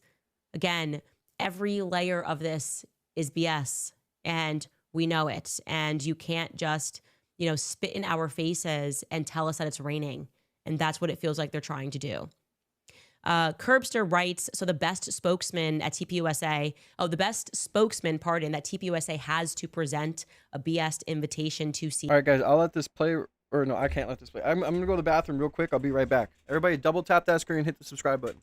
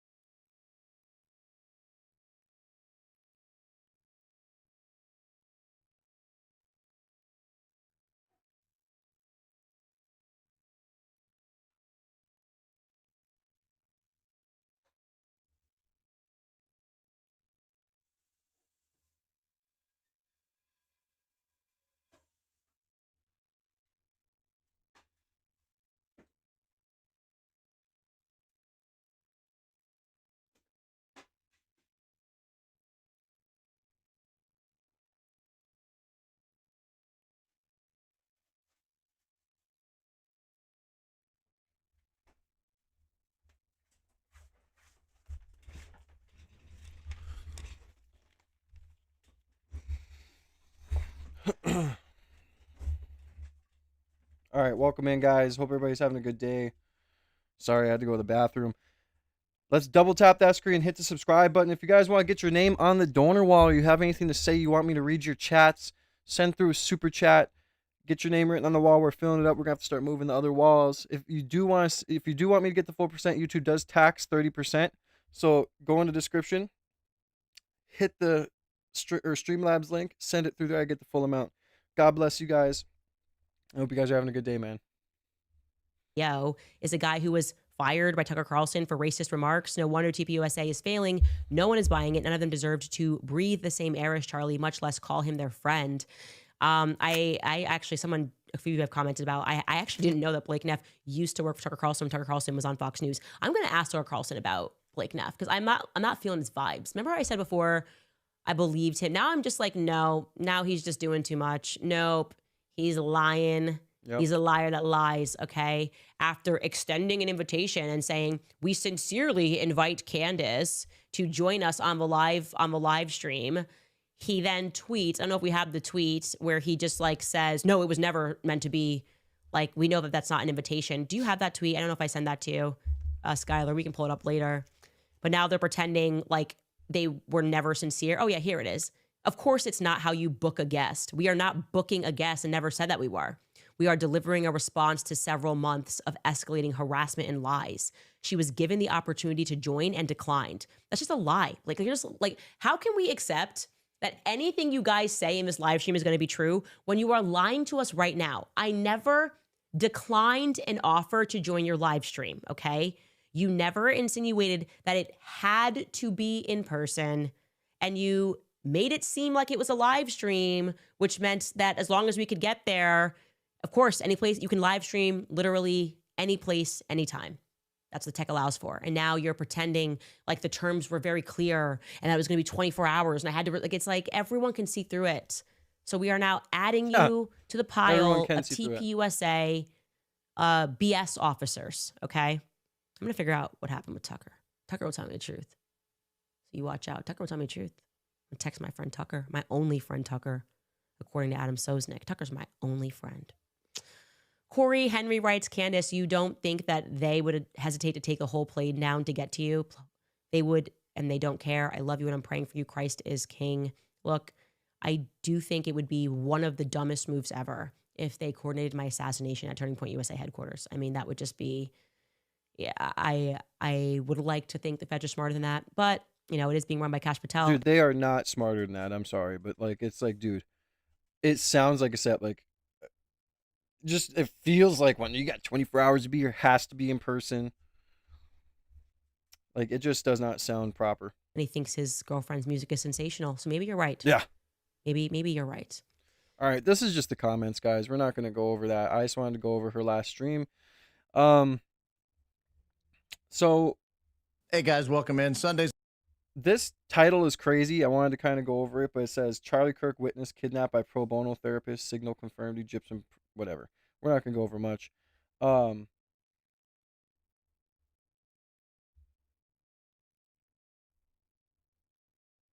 Yeah, the whole thing with the Turning Point USA situation, I just feel as if they're making themselves look terrible. I mean, they sit there and they say, oh, well, you got 24 hours to adhere to these terms, and we're going to do a in-person sit down so we can address everything. And it's like, dude, you guys are like each on the opposite end of the country or whatever, wherever the fuck Candace lives.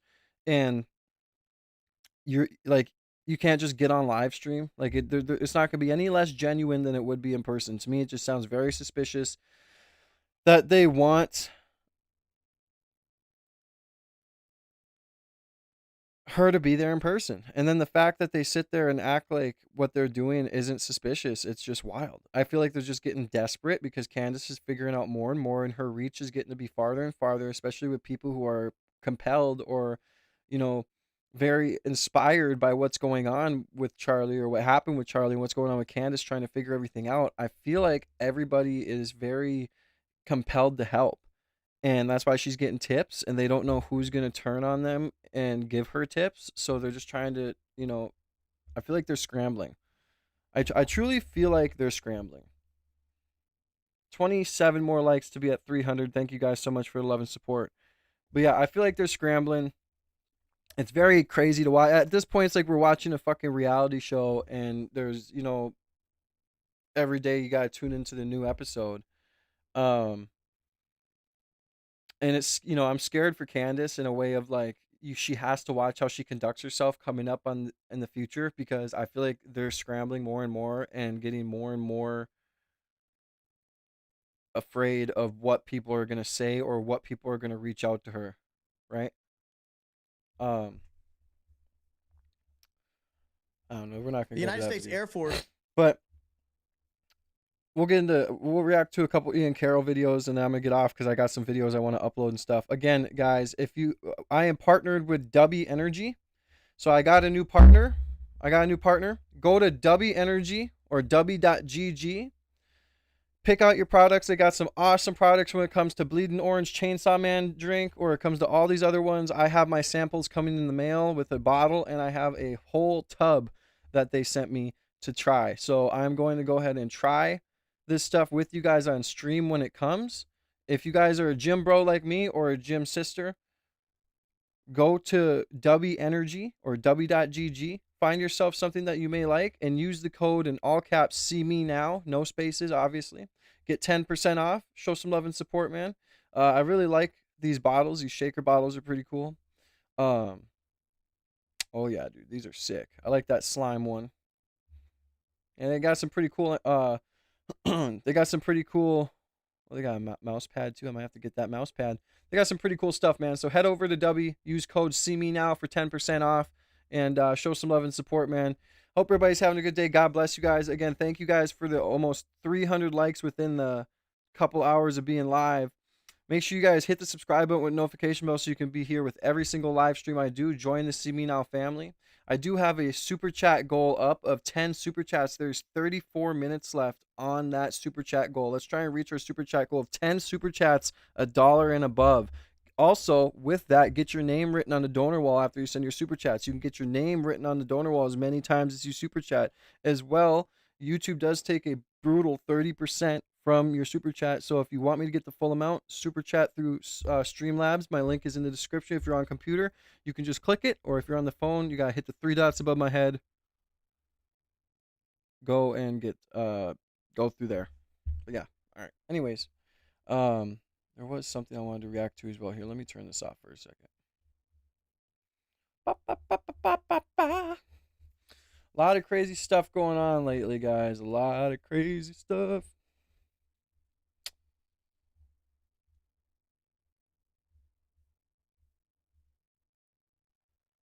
Okay, so there's this that I wanted to show, kind of. Before we get into something else that's off the Charlie Kirk topic. So they caption this, the Marisol hat wearing individual reveals alleged ties to deeper French Foreign Legion military operations that targeted Charlie Kirk. The individual in the Marisol hat is positioned just 10 feet from Charlie Kirk during the incident, suggests more than just a chance encounter, especially after rumors of an alleged assassination plots against Candace Owens. The suspect accessed TPUSA's inner security zone approximately 20 feet from Kirk at the moment he was shot. This area is reserved for credentialed personnel only. His identity is circulating. Public recognition efforts are underway.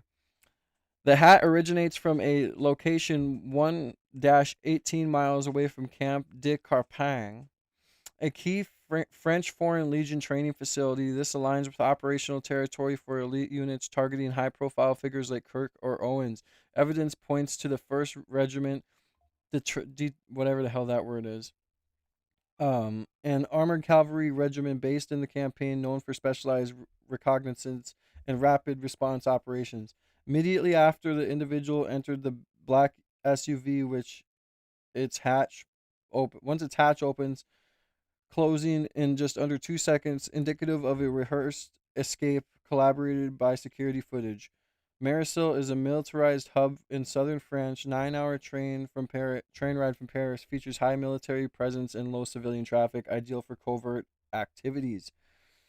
France's intelligence service relies on Foreign Legion detachment for extraterritorial operations. Paris-based units do not deploy there. That raises questions about Kirk and a secondary target following Owens. These elements connect with prior intelligence on foreign assets within TPUSA's perimeters, warranting immediate scrutiny.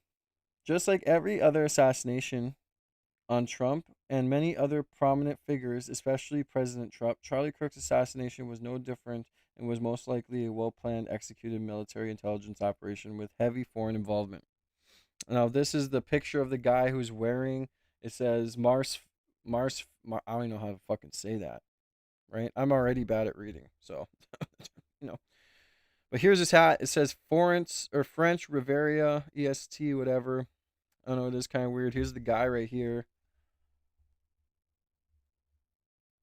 You got a gun.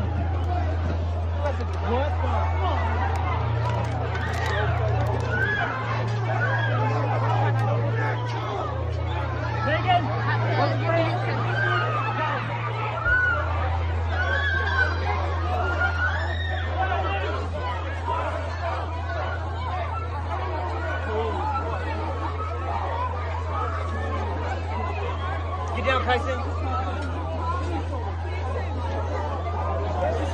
Let's go, Punk. Punk, we gotta fucking go. No. Everywhere. Where is it? Where we stay? You need to stay? Is that him right there?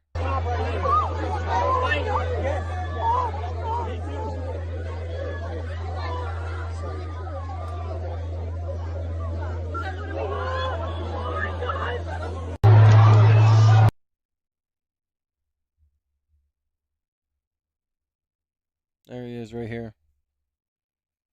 I don't know why they're talking about him when he's like all the way over here with these people. Where does he go? So he's right there.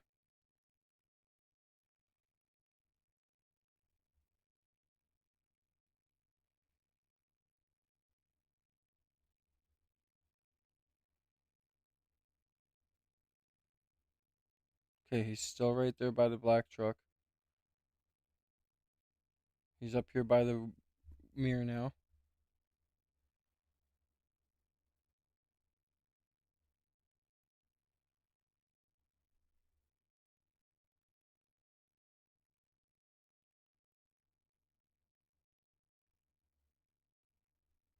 Let's go, Pep. Let's go, Pep.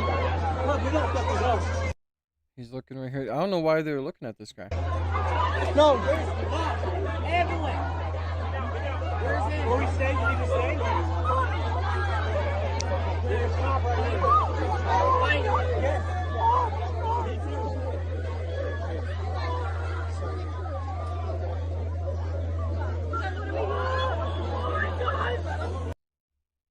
See, but if they're gonna do something to Charlie, why would this guy wear a hat that connects him with the foreign regiment that trains that Candace was like?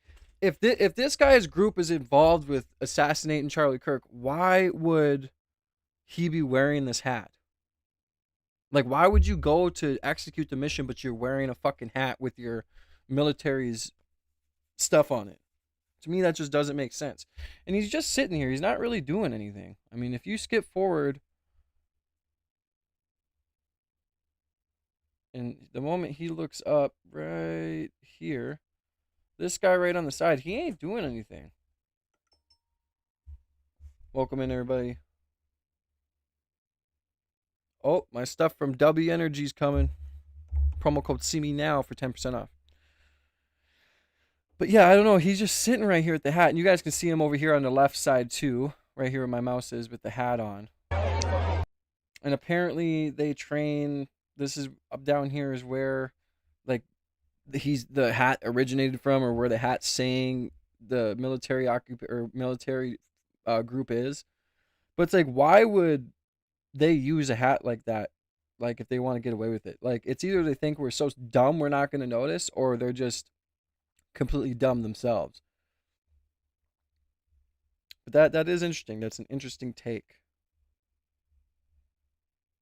Interesting take. I mean, if France was involved, that'd be crazy. Oh my goodness.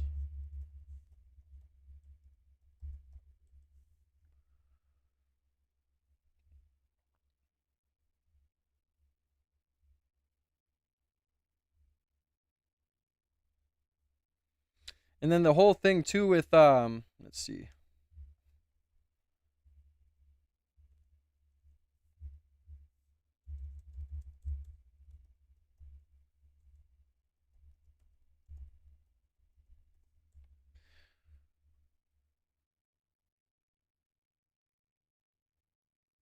So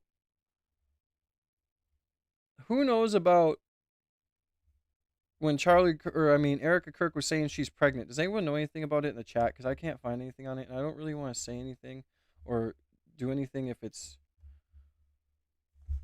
not true. I only want to say truth on here. I don't want to go on something that's not true. Did you guys hear about when Erica Kirk said that she's pregnant allegedly, and then like now she's not?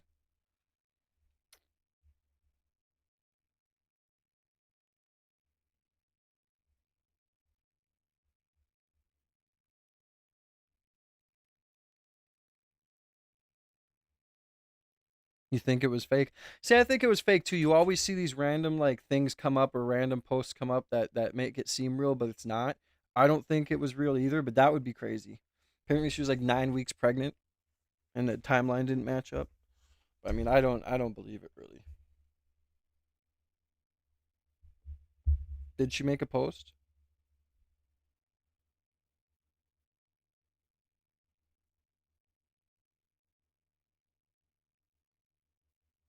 Well, the craziest thing too, Lionette, is if that guy was up there on the roof and it's true that people had him on video and there was like no recoil of the gun when the shot went off or anything like this, or they didn't see any like anything that would indicate that a gun went off, that's pretty damning evidence.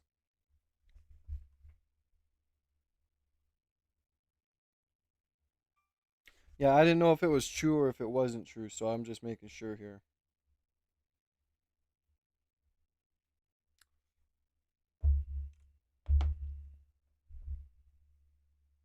$15 more double taps will be at 300 likes. Thank you guys so much for the love and support, man. God, there's this new guy who's like a streamer who's came out, and his name is Clavicure or whatever. And he's like, there's this new trend with kids. I guess I'm old enough to not know trends anymore, right? Apparently it's called look maxing. So they'll do anything to make themselves look better, like fucking break their cheekbones or all this other stuff. And it's like, dude, like this is what the feminist movement and everything else is causing, is these young kids, 19 this guy is, to do this, to look max. He apparently does METH to make himself lean. Like, it's crazy, bro. Let's see what Ian Carroll has to say. He said, "I foiled the government over these planes. What do you think they'll give me? Do you think they'll give me the files?" I don't know if we should watch that. I think something else is more interesting. I think Nick Fuentes completely flipped too. Like, I don't know what's going on with Nick Fuentes. I don't know if they have something on him. All right, Minnesota Congresswoman Ilhan or anything, but like when I heard Nick Fuentes on Louder with Crowder talk about, no, I feel like I think Tyler Robinson did it. I feel like he just completely made his whole fan base mad. My 15-year-old son told me about that. Renee, that's crazy. And yeah, don't ever let him do it at all. Like, it's just crazy how far what these kids are doing. Look maxing. Like, bro, what?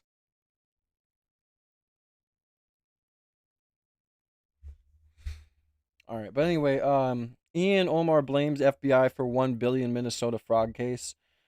This is kind of close to home for me, especially with the whole Somali deportation and all this other stuff. Yeah. I got daughters. My son would be 5, but he passed away from SIDS. If my son ever came up to me and said, "Dad, I want to look max, and this is what it is. This is how it," dude, he would be like, I'm like, here's how you look max. Drop down and give me 100 push-ups and go run 3 miles. Like, what? Like, it's just so crazy what these kids are doing nowadays. I'm gonna go fill my coffee. I'll be right back.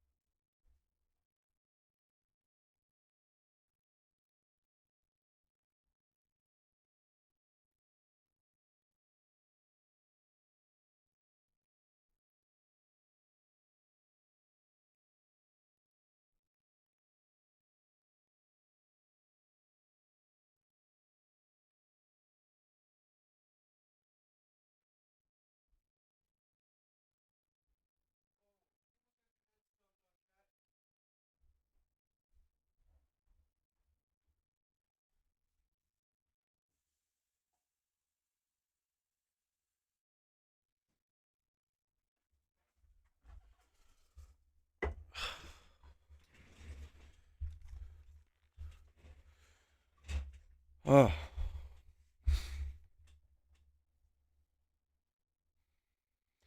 $14 more beautiful people need double tap that screen. Will be at 300 likes. Thank you guys so much. Yeah, I can't believe what these kids are doing nowadays.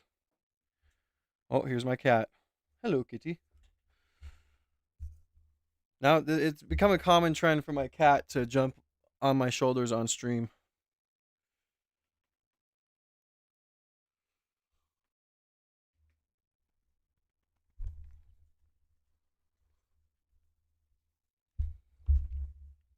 All right, but let's go over this. What's my opinion on the current system? Yeah, you already know. All right, guys, we're going to get in this. Make sure if you guys want your chats read, send your super chats through. Show some love and support. I usually don't wait till the end to read super chats because I write down names on the wall right away. So I'm not one of those streamers who waits till the end and read super chats. I'll read any super chat that comes through right away. But it's hard for me to keep up with everything while I'm trying to do research on here and then find new videos and whatever. So if you want your chat read, send through super chat. I do have a goal of 10 super chats up. There's 20 minutes left on that. Thank you to Wolf for the $5 donation. God bless you guys. Oh my God, what is my cat doing? Bro, would you get the... Bruh, what's wrong with you, bro? Ilhan Omar responding to her state's massive welfare fraud scandal, pinning the blame not on the criminals, but those working to protect the American people.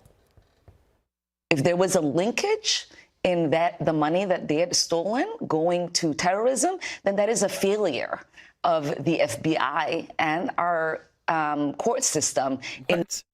What? Oh, yeah. Just because they didn't catch you, it makes it their fault. Yeah. Yeah, there is a little bit of, you know, validity to that, but no, it's like, that's just crazy. Not figuring that out and basically charging them. Host of My View, Laura Trump, joins us now. Laura, thank you so much for joining us. So what do you think about that explanation there, Ilhan? Yeah, I just wanted to hear it come out of her mouth. I'm not really trying to hear this freaking girl talk. Trump walks away from Ukraine. This is 50 minutes ago. Overnight, Russia launching drone strikes on Ukraine after battering the country with drone and missile attacks over the weekend. See, the moment I first seen this, oh, Erica Kirk's going to be on Fox and Friends tomorrow. That's crazy. The first time I seen this, I was like, was it really Russia? Like, was it really? That's what I thought first time I seen this. Comes as President Zelensky meets with European leaders today in London for talks on ending the war, while our own president's eldest son suggests his father is not ruling out ending negotiations altogether. That President Trump is going to walk away?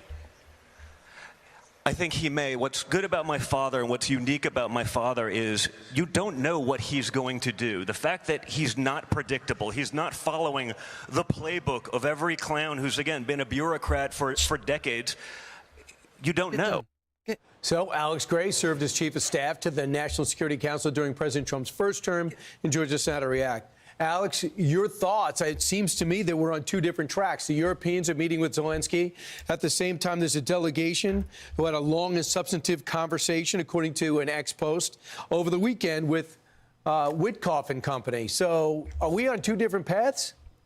Well, I hope we're not, Brian, and I hope the Europeans have the sense to realize that if you try and play President Trump off of European partners or anyone else, that's not going to end very well for them or for Ukraine. But I think Don Jr. is 100% right. I think that the president, you know, he's got a huge heart for people suffering in war zones. That's why he's tried to end over 8 conflicts in less than a year. But I think the reality, Brian, is in the environment we're in, the president is prioritizing, as his national security strategy said last week, he's prioritizing our hemisphere, he's prioritizing Asia, and we don't have the bandwidth to indefinitely engage in these types of protracted negotiations. That's just the reality. But in reality, I would love for the president to put pressure on Putin to say, hey, Tomahawks will be delivered in the next 6 weeks.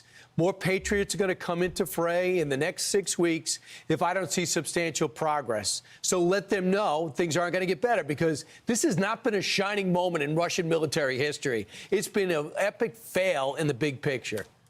Well, that's 100% right. Russia's shown itself in many ways to be a paper tiger.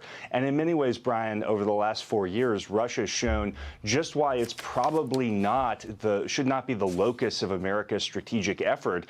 because it's a power in decline. And I agree with you that President Trump has shown a tremendous amount of foresight. And this is why we kept Russia in its box his entire first term, because we applied peace through strength. We deterred Russia. Right. And when the president's able to bring, whether it's tomahawks or other long-range weapons into play, you're going to see Putin, I think, backing down very quickly. I hope so, because if we walk away from Ukraine, that would show weakness. But talk about strength. Hamas officials say a group is... Yeah, but why would Putin like back down? Like, that's one thing I never understand these people say is like, dude, Russia is huge. Like, why would Putin back down? Like, it just doesn't make sense. And like NATO and everybody else keeps like poking the bear. It's like at some point we need to figure it out.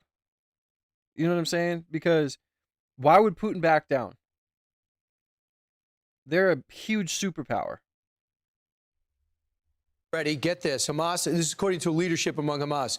They're willing to discuss freezing or storing their weapons as Christmas celebrations return to Bethlehem for the first time in years since the Gaza war actually began. So Hamas, I think, is realizing they're almost out of options. Are we to believe these statements? Well, anything Hamas says, Brian, we both know you have to take with a huge grain of salt. But I think it's extraordinary that in just a couple of months, we're talking about holding Christmas celebrations in Bethlehem. And it's a pretty incredible testament to American leadership that we're in a position where this is actually... Dude, imagine how long it's going to take them to clean this all up.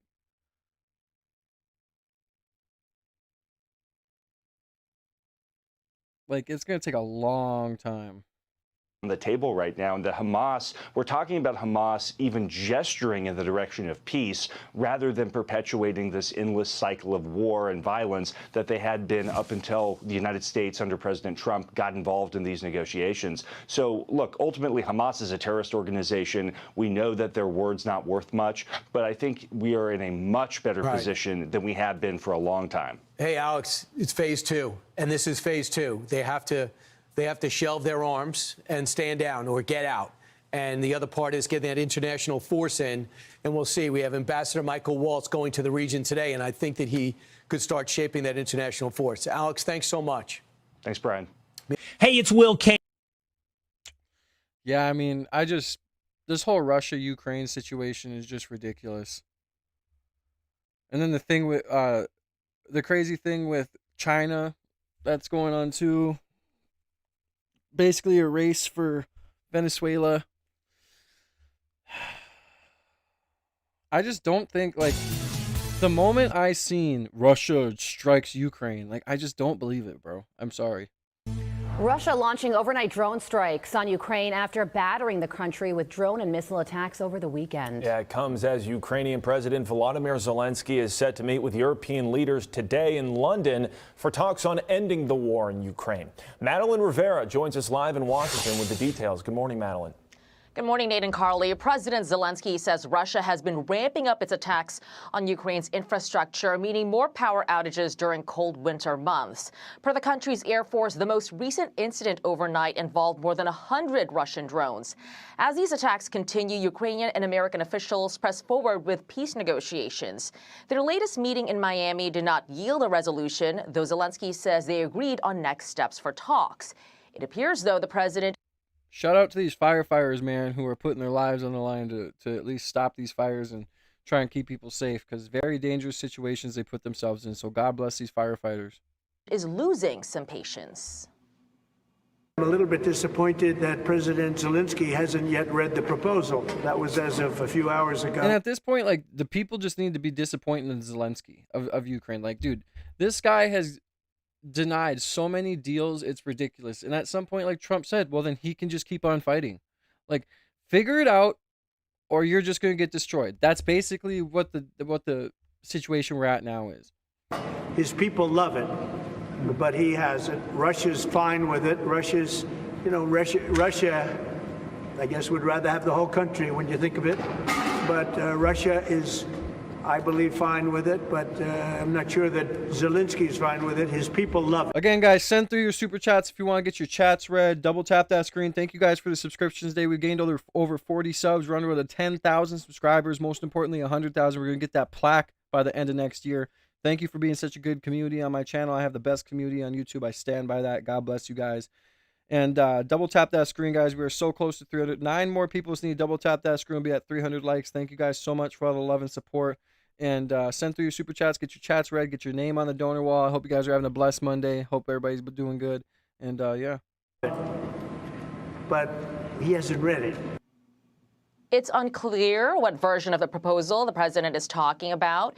U.S. officials acknowledge there have been some changes in light of these discussions. Now, the president's eldest son suggests his father is not ruling out ending negotiations altogether. Did you guys see, like, there was this video that was circulating around, and it was, maybe I'll have to find it. Russian soldiers were clearing a house in Ukraine, and there was this dresser. It was like in a Ukrainian representative's house or some sort of person that was in power in Ukraine, their house, and they were clearing it like after it got hit with a drone or something like that. And they opened up a dresser, and the top drawer of the dresser had like $1 million in cash in it. Like, that's what they're doing with our tax dollars. Hunch that President Trump is going to walk away? I think he may. What's good about my father and what's unique about my father. I heard all this. Scandal in Ukraine, which forced one of Zelensky's top negotiators to step down from office, could complicate. Thank you to Amanda for the subscription. God bless you. Okay, Madeline Rivera live for us in Washington. Maddie, thank you. Let's bring in the U.S. ambassador to NATO, Matt Whitaker. Matt, thank you so much for joining us. We just heard from a lot of key players there, most notably, of course, President Trump, and some interesting comments from his son, Donald Trump Jr., as Ukrainian officials toggle back and forth between the United States and Europe. Where do you think peace negotiations stand right now? Well, good morning, Carly. It's good to be with you. I just got back from Doha myself at the same conference that Don Jr. was at, and obviously the war is top of mind for many. President Trump has brought this negotiation closer than we have ever been, and I keep saying that because we keep making progress and we keep having our envoys Steve Witkoff and Jared Kushner go back and forth between the sides, hammering out a multi-point, kind of complicated peace deal. But I mean, all of the what you just played from over the weekend is good news. I think we're making significant progress. At the same time, it's going to take both sides, and President Trump understands how to put leverage on both the Russians and the Ukrainians to get them to hammer out this deal, to keep making progress. And you know, I'm optimistic. I'm hopeful. But at the same time, you know, Don Jr.'s right. There may get to a point where if President Trump determines there's not a deal to be had, that he does step away from it. And that certainly, you know, would be his nature. He does like having strategic ambiguity to be able to insert where he needs to insert. And he is expecting both sides to make progress. This war needs to end. He has been very clear about that. And the killing needs to stop. Yeah, well, overnight, there was a fresh drone strike that Russia launched on Ukraine. And over the weekend, NATO fighter jets were scrambled and air defense systems were put on alert because Russia launched one of its largest drone strikes on Ukraine since the war began. 653 drones and 51 missiles. But this is after Vladimir Putin just met with Steve Witkoff, and that meeting was said to be successful. So why now? Well, obviously, Russia believes that they have some leverage with their ability to put mass over the border. You know, NATO responded to protect our territory. We have said, and we will continue to say, we're going to protect every single inch of NATO territory. And we have. Bro, this fucking cat playing with the tinsel on the Christmas tree. I swear I have to fix his Christmas tree every day. Every day I have to fix his fucking Christmas tree. By the way, I will be moving where my studio is for now. We're still going to have the dono wall. This one's filled up pretty much, so I think it'll be a good idea to kind of move over to here. But we're going to figure something out to where this ain't where it is, because I'm mad about my AI camera being broke. So we're going to have to figure something out. I'm pissed about that. Have our eastern flank that is well protected, that we have really invested a lot of time, effort, and defenses in, so that make sure that our citizens are safe. But at the same time, this is why I go back to what I said earlier. President Trump's wants this killing to end, knows this killing needs to end, and we are so close right now. We need to keep rolling up our sleeves and push to the finish to end this bloodbath. But it's like so close to what? Like what do we know about the demands anymore? Like what would end the war? Like why are we still doing this? That's the question. You're playing with people's lives. You see these firefighters fighting these fires, and it's like you're making these people have to go out of their way to save their community by being firefighters and doing whatever. You're playing with people's lives, children's lives, women's lives. What would make it end? Like what are you guys saying that would make this end? Like what is it? It doesn't make sense to me on why it's like, well, if we could just come to a conclusion on what it is and what we need to do to continue this progress on what? Like what are you guys making progress on? Like what are you agreeing to? Like what does anyone even fucking know? Like besides having a sovereign country like Ukraine, like what are the other like things that they want to agree on? It doesn't make sense. That continues to be here in Europe. You know, Mr. Ambassador, there are those who do not think the United States should be involved with the war in Ukraine. They tune out when it's brought up. Why does U.S. involvement in wrapping up this war matter? Thank you to Rockfest for the subscription. God bless. Well, the simple truth is we are the only world superpower. Fine with it, but sorry. Guys, we have 4 minutes left on our super chat goal. 10 super chats $1 and above. Help me reach my super chat goal of 10 super chats $1 and above. Thank you to Wolf for the $5 super chat. We need 9 more people to send in their super chats. Help me reach my 10 super chat goal of $1 and above. Get your name written on the donor wall. Show some love and support. God bless. Piece, he'll have to take that into his calculation. But ultimately, the United States is the peacemaker here. President Trump. Look at that robot on the top right. That's a firefighting robot. That's fucking dope, dude. Did you see that? Take that into his calculation. But ultimately, look at this robot. It's spraying fire and it's going in there. That's pretty dope, dude. The United States is the peacemaker here. President Trump is the peacemaker in chief, and we are not spending any more money in the war in Ukraine. We are selling weapons that are to our European and Canadian allies that are buying them and supplying them to Ukraine or keeping them for themselves. But ultimately, the United States is no longer just shipping unlimited money and material. Welcome back. President Trump releasing a new national security strategy focused on China being primarily a, quote, economic adversary. The Wall Street Journal writes about this strategy, saying that it is softer on Beijing than that of 8 years ago, and that it plays down ideological differences between the U.S. and China. The Journal writes this: the days of the U.S. propping up the entire world order like Atlas are over. China got rich and powerful and used its wealth and power to its considerable advantage. We will rebalance America's economic relationship with China, prioritizing reciprocity and fairness to restore American economic independence. The U.S. does not support any unilateral change to the status quo in the Taiwan Strait. We should aim to restore a military balance favorable to the United States and to our allies in the region, according to this U.S. national security strategy out of the White House. Joining me now is Gatestone Institute senior fellow Gordon Chang. Gordon, good to see you. Interesting to read through this national strategy and see the way the administration describes China. You saw what the Journal said. How would you assess it? Well, the Journal is right in the sense that the national security strategy doesn't specifically name China as an adversary or an enemy. And that's a mistake, especially because the Communist Party has specifically named the U.S. as its enemy. And, China's not the only threat, but it's the only threat that of great concern, because the other threats, Russia, Iran, North Korea, Venezuela, wouldn't be threats if they didn't have China's backing. But this is a great national security strategy nonetheless. And the reason is because China is mentioned indirectly throughout this document.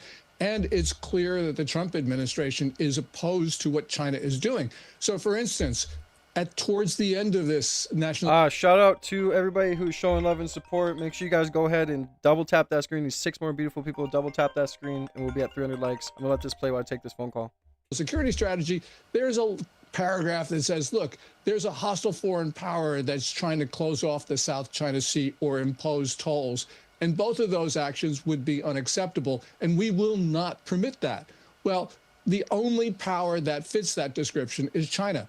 And there are many other examples throughout the national security strategy like that. So it's clear that the Trump administration has got the right strategy. It just won't name it in public. So why do you think that is? I mean, do you think that there is some shift underway where the White House is getting softer on China? Yeah, the White House is getting softer on China, and that's clear for now for about the last month. I tend to think, though, that the administration wants to get past the next couple of years, which is our critical vulnerability on rare earths, for instance, also pharmaceuticals. And the administration wants to try to build American resilience in those and other areas, which are mentioned in the national security strategy. But the point is that the administration needs to speak clearly about China, because China talks about going to war all the time. It's fast preparing for it.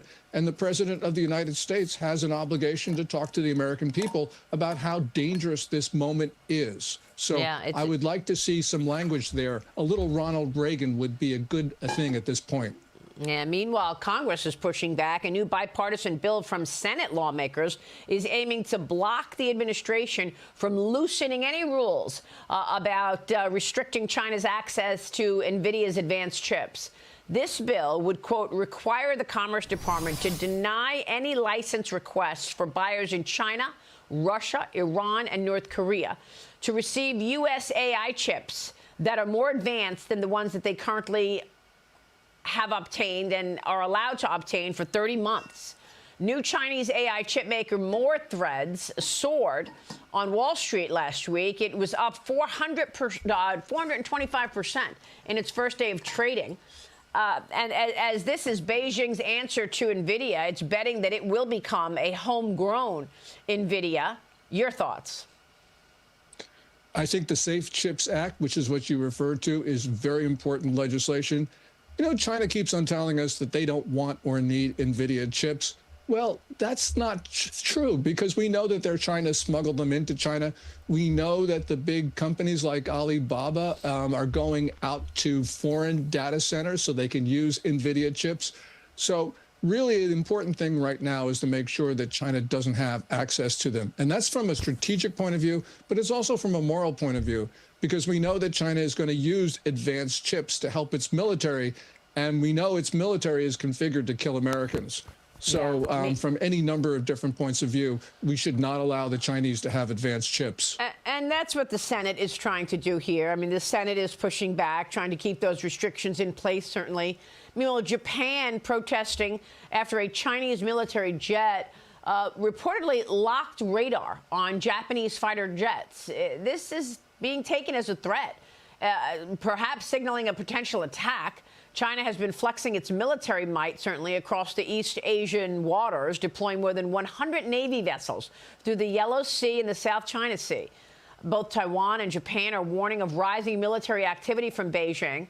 Taiwan recently increasing its defense budget by $40 billion, with plans to purchase additional U.S. arms, Gordon. Your thoughts on, I mean, look. Dude, that's scary stuff. I'm not going to lie.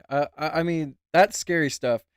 And I feel like it's not only because of Taiwan, but because of Venezuela. I mean, China has interests in Venezuela because they're doing infrastructure deals there, right? If America goes in and takes Venezuela, well, that's done. They're also trying to build ports, maybe get a military base there in the future. But now that America is planning to take Venezuela, I feel like that's also a conflict with China. Very scary stuff. I don't think anyone understands how real this stuff can get. I think the U.S. understands what Japan is up against, but it's Japan and Taiwan now talking about rising aggression from Beijing. Yeah, on Saturday, those two radar lock incidents where Chinese fighters painted Japanese fighters with their targeting radar, extremely provocative, belligerent, something like that can go horribly wrong. The Chinese, not only against the Japanese, but against Taiwan, against the Philippines, against Australia, against South Korea, against India, they're provoking incidents that could easily spiral into war. And so, although I don't think the Chinese are ready to go to war, they could easily start one tonight. And that's the reason why I said before, President Trump needs to talk to the American people about how this is a very different and dangerous time. So, yes, we have to start thinking about things that are just inconceivable and indeed quite horrible. Maybe, but then on the other side of the ledger, President Trump has met with Xi Jinping, and he talks about this personal relationship. And it seems like when Trump and Xi are not involved, it gets contentious. And then when they have their meeting, it's like, oh, well, you know, we figured it all out and we're back on track with a relationship. What are your thoughts? I mean, there is mixed messages in terms of the China relationship, isn't there? Well, there certainly are. But, you know, if President Trump's meetings with Xi Jinping were able to cool down the temperature, it doesn't really matter, because as soon as those meetings are over, the Chinese are up to belligerent activities again. And that says that President Trump has the wrong approach to China. Dude, if you guys go to China, like, they are so advanced. And I feel like, yeah, we need to be careful. We need to start focusing on our country and the way we are, like China does. Like, imagine if we had technology and we were so advanced in our communities like China is. Not without the totalitarianism and all that. But I mean, if you go to China, look at how more advanced they are when it comes to technologies or it comes to infrastructure. Like, dude, we should be doing that with our country instead of focusing on other fucking countries. You know, President Trump's approach is the same one that presidents have had for 5 decades. And that's the one that's got us into this very dangerous situation in the first place. You know, kudos to President Trump for his national security strategy for opposing China across the board. But he needs to, in public, talk about this, because the American people are not ready. The American military, by the way, is certainly not ready. It doesn't have the sense of urgency that is absolutely required when we see what the Chinese are both saying and doing. Yeah. Meanwhile, the Chinese trade surplus topping $1 trillion. The Wall Street Journal writes, underscoring its export dominance. And it certainly has been dominant there. Gordon, great to get your take on all of that. We'll be following all of your work. Thank you, sir. Gordon Chang joining us this morning. Yeah, so I also want to, this is the last thing we're going to get into, and then Joining us is... We're going to get into this, then one other thing, and then I'm going to get off because I have videos to make. Thank you to Cozy Chaos for the subscription. God bless. The pipe bomber case I want to get into, because everyone knows it was a woman, and why is there a man that's arrested as the suspect? Are they, like this? I feel like this is another patsy, another person to just blame it on, allegedly, right?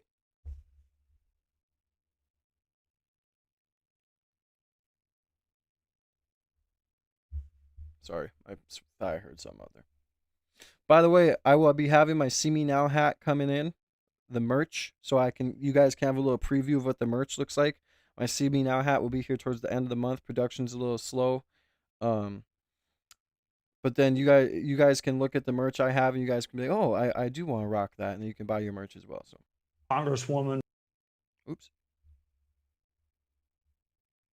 Maria Salazar, who serves on House Foreign Affairs. Welcome, Madam Congresswoman. There is a Nobel Peace Prize winning woman waiting in the wings to lead Venezuela.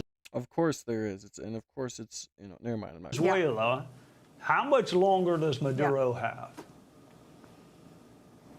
Well, thank you for the opportunity. Always great to be with you. I think he has hours or days. The latest information is that Maduro just offered the Trump administration for him to leave, and in his replacement, leave this lady by the name of Delcy Rodriguez, who happens to be his vice president. You know, what gall. What gall these people have. You know, communists are in the business of power. This lady is worse than Maduro. The vice president is the one who runs the repressive apparatus where the political prisoners are being tortured. She has enriched herself $70–80 billion in trafficking gold. And but thank God that the Trump administration knows exactly who they're dealing with. And we're dealing, like you said at the beginning in your introduction, the Venezuelans. That's why the Americans, the average American citizen, needs to care about what's happening, because they have given a platform, a beachhead to our enemies, China, Iran, Hezbollah, Hamas, the Russians. So it's time to, and besides, they are terrorists, they're drug traffickers. So this is important for us, the average American citizen, and I applaud President Trump. All right, let me follow up and touch on both of the issues you raised. Number one, how is Nicolas Maduro in a position to dictate the terms of any succession plan? Number two, tell our viewers why they should care what is happening in Venezuela. They care very much about the Middle East, and Venezuela is much closer to home. And I think that's a very good point that you're making. It's just like Marco Rubio, Secretary of State, said, if we want to make America first, we want to make America great and put America first. What happens in our backyard, the proximity, they're so close to us that we could be harmed first very rapidly. For instance, the drug that is coming from Colombia is Venezuela is the launching pad, and then that's why it gets to my. See, to the government, it's not about the drugs. It's a front. It is kind of about the drugs, like the drug. It's to get people on board, the drug boats, whatever. But it's about control of what could happen to, like, if China got in and because they already have infrastructure deals within Venezuela, if they got in and they got a port and they made a military base, that is so close to America, it's ridiculous. And there's China, Russia, and America that you can call probably the world's biggest superpowers. Each one of us want to control the world. It's just inevitable. Russia wants to take over the world. China wants to take over the world. The United States wants to take over the world. It's in our best interest, since we live here, to understand this, because would you want China to get a military base in Venezuela? Would you want China to be that close to America with armed boats, military weapons, missiles, whatever? Or do you want America to take it over? Because either way, it's the law of nature. These big countries that we have in the world are going to want to conquer. And people always say, well, we shouldn't be getting into this. We shouldn't be getting into this. We need to a certain extent, because we need to control what happens around us, and we need to make sure that our best interests are protected and we have the advantage. If we're not going to take it over, someone else is going to take it over. And if someone else takes it over, it's going to be dangerous for us Americans. So it's very important that we take this stuff first, because if we don't, China will, or Russia will, or whatever. You know what I mean? Every country that is a superpower of the world wants to take over the world. And so if we're not going to take Venezuela, someone else is going to take Venezuela. And you don't want that. So for all these people saying, well, we don't want to do this, we don't want to do this, we need to take it over, because we need them to stop dealing with Russia, China, Iran, all these other people. We need to take it over for those reasons, so we therefore have security within ourselves. Miami and to the rest of the United States so quickly, because Maduro has given Iran a platform and the terrorist organizations to launch attacks, not only drug trafficking. Thank you to that lazy girl for the subscription. God bless you. I'm a lazy boy, so. To protect our backyard. And the good thing is that the Venezuelans voted against Maduro fair and square last year. And you just mentioned that the Nobel Peace Prize winner this year, Maria MCM, she won 80-20. So what we're doing is the right thing, and it's good for our young Americans. Drugs is, we heard it, fentanyl, cocaine, all that has been flooding our streets for years. What President Trump is doing right now is putting an end to that, specifically Venezuela, which is the major launching pad for drug trafficking into our country. All right, before I let you go, it just doesn't seem like Nicolas Maduro has many cards to play. I mean, I hear rumors that he wants to leave the country. He's trying to negotiate for asylum. I mean, you don't get to pick your successor when you're running out of town with your hair on fire. If President Trump happens to be watching tonight, sometimes he does, what would you tell him to keep doing or to do more of, or what would your advice be on Venezuela? Good morning, Yetzkalak. Well, and I thank you for the opportunity, and he's heard it, he's going to hear it from me, and he's hearing from his advisor, specifically Marco Rubio. He has the legal framework to take Maduro out. This is not a conventional war where we're invading a country and we're taking out a legitimate president. We're talking about someone who was indicted in 2020 by a federal grand jury for drug trafficking. We're talking about someone who signed with the Biden administration, a piece of paper called the Barbados Accords, saying that he was going to give free and fair elections, and if he lost those elections, he was going to leave. Right there. He has violated his 5 times with the United States, 5 types of agreements. So it's time for him to say goodbye. He can go to Qatar, enjoy his millions, and allow for Venezuelans to flourish again as a free and independent country. Well, look, I'm sure Israel is important to many of our viewers. It is me. I'm sure it is you as well. Venezuela happens to be in our own hemisphere, and I think we need to pay attention to what is happening there, and we need to care what is happening there. Maria Salazar, thank you for doing a wonderful job, as always, of letting us know why we should be watching this issue. Be nice. And I always say that I'm so sorry I could not serve in Congress with you, because we would have had a lot of wonderful meetings and great hearings. So I'll see you on television instead. Yes, ma'am. Yes, ma'am. I hope to see you soon. You take care. Hey, Sean Hannity here. Hey, click here to subscribe. Oops. The D.C. pipe bombing suspect. This morning, the U.S. Attorney for the nation's capital, Jeanine Pirro, confirming NBC News reporting that the man charged with planting pipe bombs around D.C. on the evening before January 6th believed conspiracy theories about the 2020 election.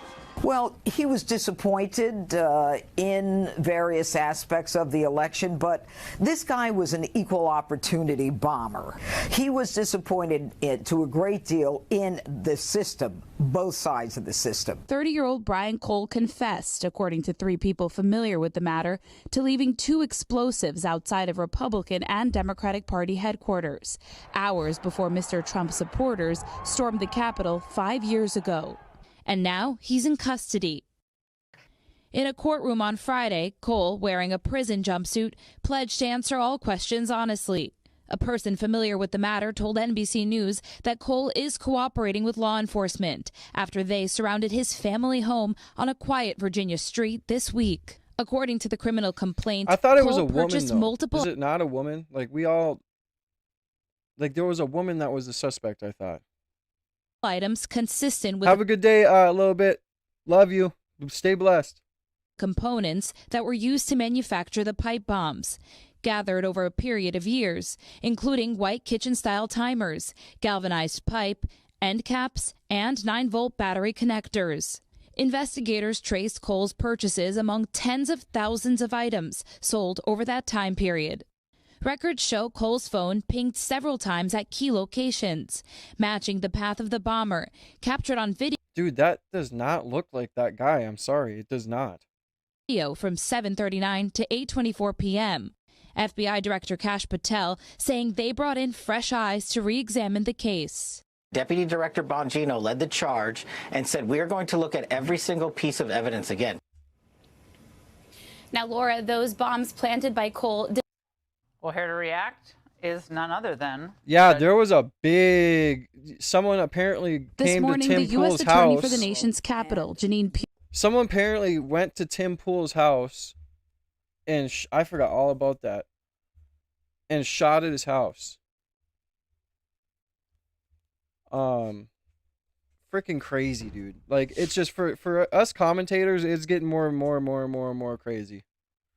Welcome back here on Live Now from Fox, and we are following a developing story that we have been tracking here for a little more than 24 hours after a shooting. Gunshots fired there at the home of Tim Pool, who, of course, is known as a big political commentator with millions upon millions of fans on different social media platforms. Now, I do want to start from the beginning here because we heard from Pool on social media Saturday as he gave the initial information saying a vehicle approached our property and opened fire. No one was hurt. Our security team is reviewing the incident and will be relaying the report to appropriate law enforcement. This is the price we pay for. And this was just after Tim Pool was talking about Candace Owen, saying that I have a real threat on my life, and the FBI said it was credible. I think this was right after that. He had made a video on his stream saying that how he actually had a threat to his life, and the FBI found it credible. It's pretty crazy. A vehicle approached their house and opened fire. Like that, someone just did a drive-by on Tim Pool's house. That's insane. Speaking out against evil. He went on to say, my immediate thought is someone was trying to scare us, but we have a security gate and armed guards, and it's possible this deterred something more serious. Now, earlier today, he posted this follow-up saying, security believes 3 shots were fired. We are in contact with police and FBI. Thank you for everyone who reached out. If anyone has archived Chicken City, the shots should be audible. Unfortunately, we do not archive the live stream. This would be Friday between midnight and 1 a.m. So this happened during a live stream, and you can hear it during the live stream. I wonder if I can't find that. Hold on, give me a second. Important to note, he's asking folks to kind of listen in if they do have that podcast somewhere, because you should be able to hear those gunshots fired. Now, reaction is coming in from all over here. We did hear from Congresswoman Marjorie Taylor Greene posting, quote, this is terrifying. I'm glad everyone is okay. Everyone must stand together against this type of political violence and intimidation, no matter who it happens to, whether you like them or not. Former Congressman Matt Gaetz simply writing, so sorry to hear. And we also heard from Andrew Colvett. He is with Turning Point USA, saying, quote, this is awful. Prayers for you and your team. Please stay safe. Now, all of this, of course, coming months after the assassination of Turning Point's leader, Charlie Kirk. He was fatally shot as he spoke to a large university crowd in Orem, Utah. That was back in September. As for the latest on the shooting here at the home. That's crazy. Hold on. Let's go into, by the way, go to w.cc for any gym bros that are watching me. W.cc. Get you guys selves a shaker bottle, a water bottle, or some gym supplements. Use code SeeMeNow, no spaces, all caps. See me now for 10% off. Hold on, let's see.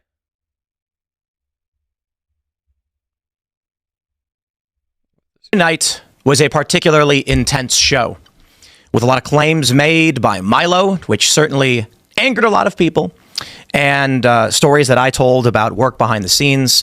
And it was cathartic to have these conversations at a time when the tensions between the left and the right in this country seem to be at critical mass, and now the conflict between different factions of the right appear to be at critical mass. And so some of it felt pretty good, but there are certainly a lot of people that were none too happy with that conversation.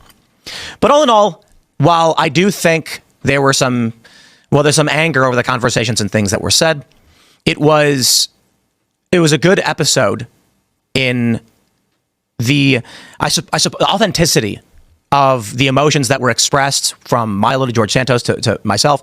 I do understand there are many people that are saying Milo's just outright lying and is now being threatened with defamation. What a crazy night.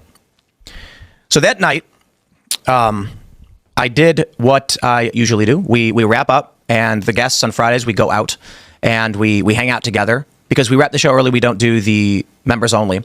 In the weeks prior, we have been experimenting with doing pre-recorded episodes of Timcast IRL on Fridays, because the news usually goes dry in the early evening, and then by the time it's 8 p.m. for live, we already know what the news is. Everyone's kind of checking out, and Friday night live viewership isn't actually that high relative to days earlier in the week. For obvious reasons, everybody wants to. We were out, and I got a message just around 1 a.m. And it was vague and nondescript. Just there was an incident. We need to talk with your team. And then we started getting the details trickling in that a car had been lurking or something to that effect, and a shot was fired. We now know that it was 3 shots that were fired. We don't know exactly what or why, and we are desperately trying to rationalize. Maybe it's just random. Just somebody was driving down the road in the middle of nowhere in the country and decided to slowly approach our property and then fire several rounds, just for no reason, for fun, perhaps. I can't read the minds of these people. In October, I was traveling. My family was back in West Virginia, and we had received a credible death threat, credible as determined by the FBI. We received threats, death threats, quite a bit. And this time, it was a bit more specific. It was intended to terrorize. It wasn't sent to me specifically like many of the threats usually are. It was intended to reach everyone at this company. I immediately contacted police, our security team did, as well as the FBI. I directly communicated with the FBI over this issue, sent them the information. It was relayed to us a short time later that the threat was credible because the individual making the threats had been on their radar. Surprise, surprise. And that this person was actually making comparable threats to other people. They believe they might know who this person was. I'm not sure where that investigation is going. For that reason, I believe that they're actually investigating these people, and we've been talking with them. I'm not going to, publish these emails or the communications that had happened. But the threat was basically to come and shoot up our property. And there were some specifics in it that made us say, okay, maybe this is, it could just be terror, right? So when I returned home after going out with the boys on a Friday night, hanging out, laughing, having a good time, none's the wiser. And then we hear security's on high alert. They're monitoring. The extra guys have come out.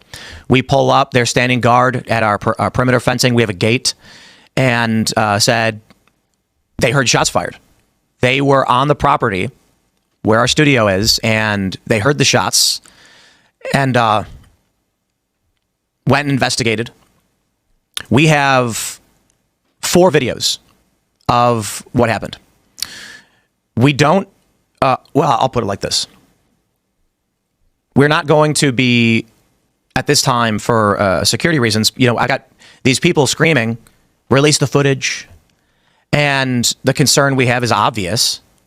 To then show everyone where we put our cameras, that's not going to happen. And that's the honest truth.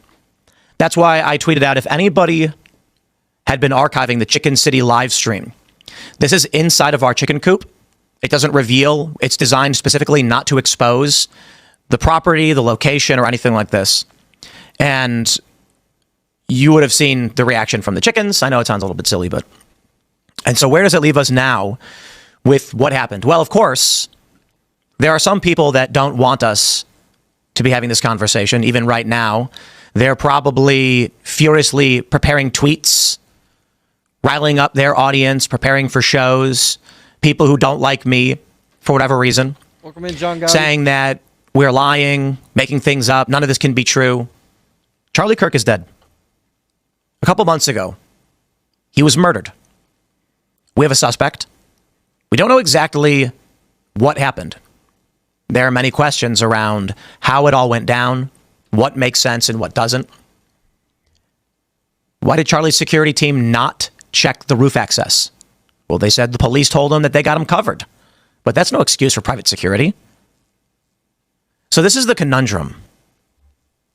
For us, our security's pretty good. I mean, this is why I think nothing worse happened. And it was just a vehicle firing shots driving by. We've been here for years. We've been here for about 4 years. This has never happened before. And so considering the time we are in, the threats we have received, and the recent assassination of Charlie Kirk. Yeah, I feel like it's coordinated. And it's like, this is all alleged, just figments of my imagination. But it's like, this brings me back to when Candace Owen said that Andrew Colvett told her on the phone when Charlie got shot that she and Tucker Carlson better lay low because they're on a list. It's like, okay, well, how do you know that? That's pretty, vague. And it makes you wonder, like, who else is on that list? And then now we have a shooting, alleged shooting at Tim Pool's residence.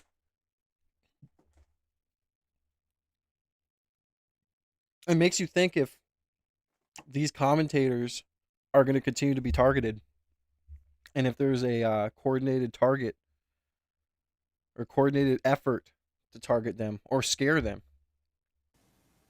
The intelligence assessment is, yes, these threats are real. Not all of them. You know how the internet can be. I want to believe, and I've asked a million times of our security, of our friends, political people in DC, but couldn't it just be somebody was just lurking around and they're just Yosemite Sam, bang, bang, bang for no reason? The response I get from everybody is, Maybe that's just wishful thinking. Regardless, it's either an omen, it's become too dangerous, even if it's not targeted, or it's gotten to that serious of a degree. So I think any rational assessment is a person driving slowly up, approaching our property. We're in the middle of nowhere, mind you. We're not in a city. That's why we call it the boonies, right? And firing a shot. It's a shot is fired once they become parallel with one of the structures on the property, and then a few seconds later, as they become parallel with our studio, several more shots are fired. 2 more shots. The assessment is aiming at one of the houses and then aiming at the studio. It wasn't. But are there any? Have you seen bullet holes? Have you seen anything? Like, tell us that where the bullets hit. Were the bullets just were they shot in the air? Did they miss the house? Did they hit your house? Just a random pop, pop, pop. It lines up with where the vehicle is at. So I'd love to just say people randomly shoot for no reason. It just doesn't happen. We're out in the boonies, right? There are wooded areas. Most of them, maybe not most, but many of them are marked no hunting. But, people on their properties, they go shooting in the backyard. This we know. This we understand. And so the security assessment is this was intentional. This was targeted. Now, what we don't know, were they actually intending to kill? I don't think so. I don't know if it matters. Seems like intimidation. Fire several shots late at night, put our security on alert. And for what reason? People who work here cannot feel comfortable if shots are being fired at us. Guests we have tried to book have told us explicitly, though this isn't as common, they don't want to come on the show because of these threats. We are 2 months out, as I mentioned, from the assassination of Charlie Kirk. And more people than I think you all realize are going into hiding. I mentioned this after the assassination, that there are several prominent conservatives that have already gone into hiding. And what does that mean? Does it mean that you haven't heard from them? No, they're still doing their shows, but you don't realize they moved locations. Some people are living on distant rural locations surrounded by walls and cameras and armed guards. And while that kind of describes what we are doing, it's mostly our workplace, and we like to do a little security through obscurity, which means if you don't know where we are, then we're much more safe. But there have been producers, financiers, actual commentators that you have not realized are in new locations. Or maybe you may have noticed the room changed. They're in a different place right now. And it's largely for security reasons. I had a conversation with a lot of people over the past couple of days because, for one, obviously people were deeply concerned to hear that this happened. And, excuse me. And I'm trying to get a feel for things. I'm trying to get a feel for where are we at? Where am I at? What is the real risk to us? When I go out places, let me explain to you guys. When I go out places, I have bodyguards because we are getting consistent threats. And it's insane to me because I look at all this and I think to myself, who am I that we need this? We want to do a meetup event. I have a bodyguard follow me to the bathroom and stand outside the stall. I'm walking through a restaurant or a shopping center, and as people are walking towards me, I have bodyguards, and one will grab the people and push them out of the way as they get too close to me. It's a messed up way to live. And now imagine for my wife and child, what she needs, what she wants, and how she's living, and my choices to be in the space affect her. We work together, so I have to consider that as well.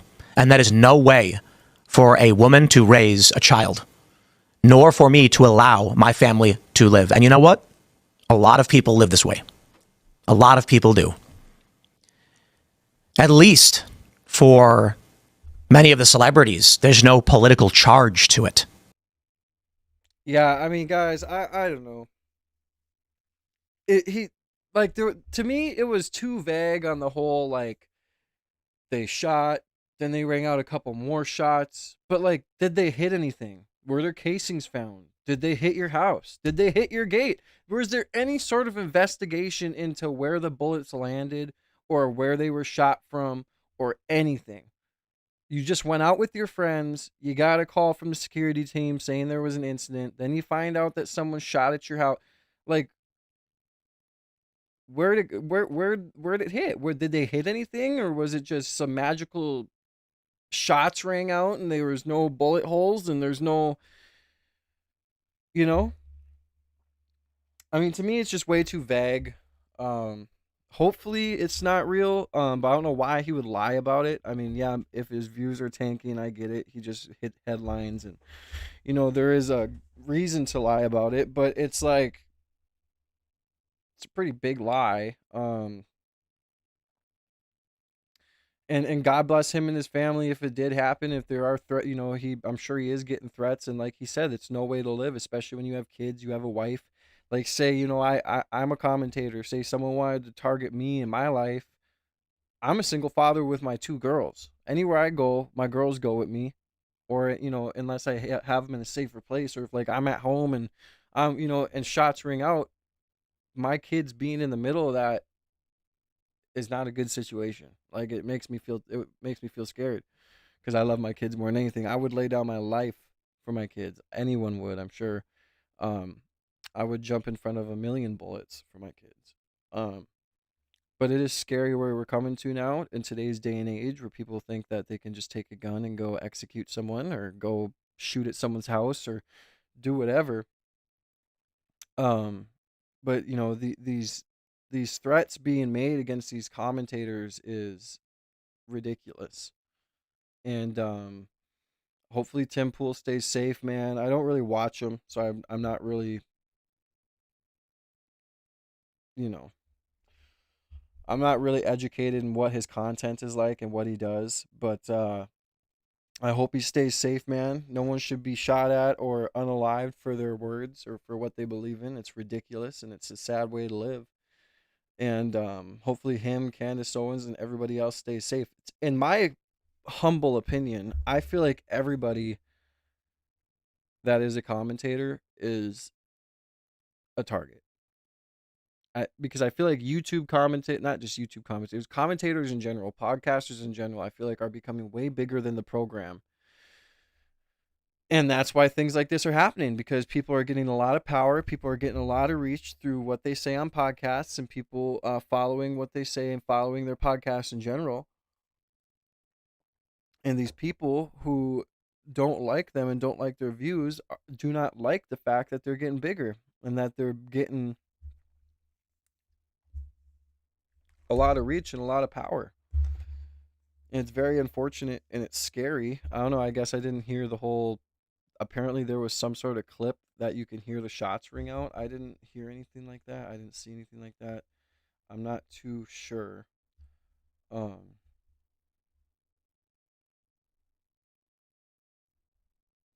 yeah, like I said, I don't know who this guy is. I don't really watch him, but God bless him. Hopefully he stays safe. No one deserves to be unalived for what they say, especially on a damn podcast. If you don't like what they say, then just tune out. That's all you gotta do.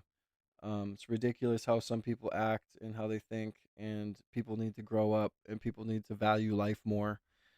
Um,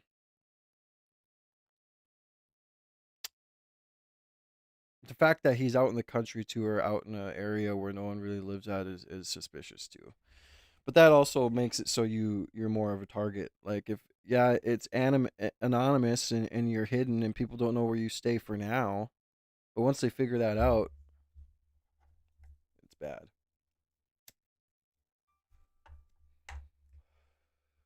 It's a scary situation we live in nowadays, guys.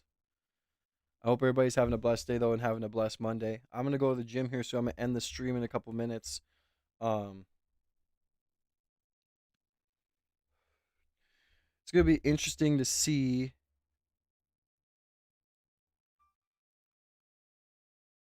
what Candace has to say about what's going on. It's gonna be interesting to see what TPUSA responds with. Um, truly is. I just think it would break the internet if Erica Kirk and Candace Owens sat down together. That is crazy.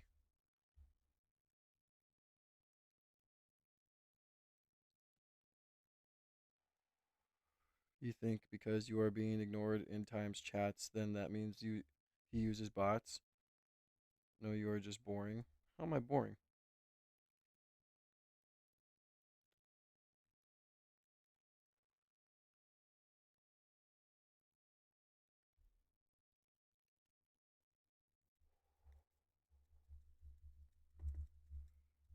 You're tripping. Bro, I got 200 likes within the first hour of being live. Today was awesome. I appreciate everybody who supports me, man. I guess we could do a little plug real quick. Hey guys, your boy got his first partner.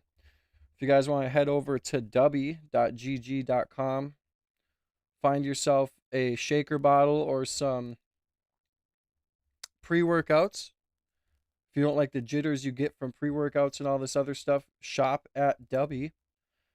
Use promo code all caps see me now no spaces to get 10% off your first order. I don't know if it's your first order or any order. I'm not sure. But use code see me now all caps no spaces, get 10% off. If you're a gym bro in my chat, and I'm about to go to the gym in about an hour and a half. If you're a gym bro and you want to try something new, go to dubby.com, get yourself a pre-workout. Use code see me now and get 10% off. Show some love and support. I am happy to be partnered with W, and hopefully we can continue to grow together. Small little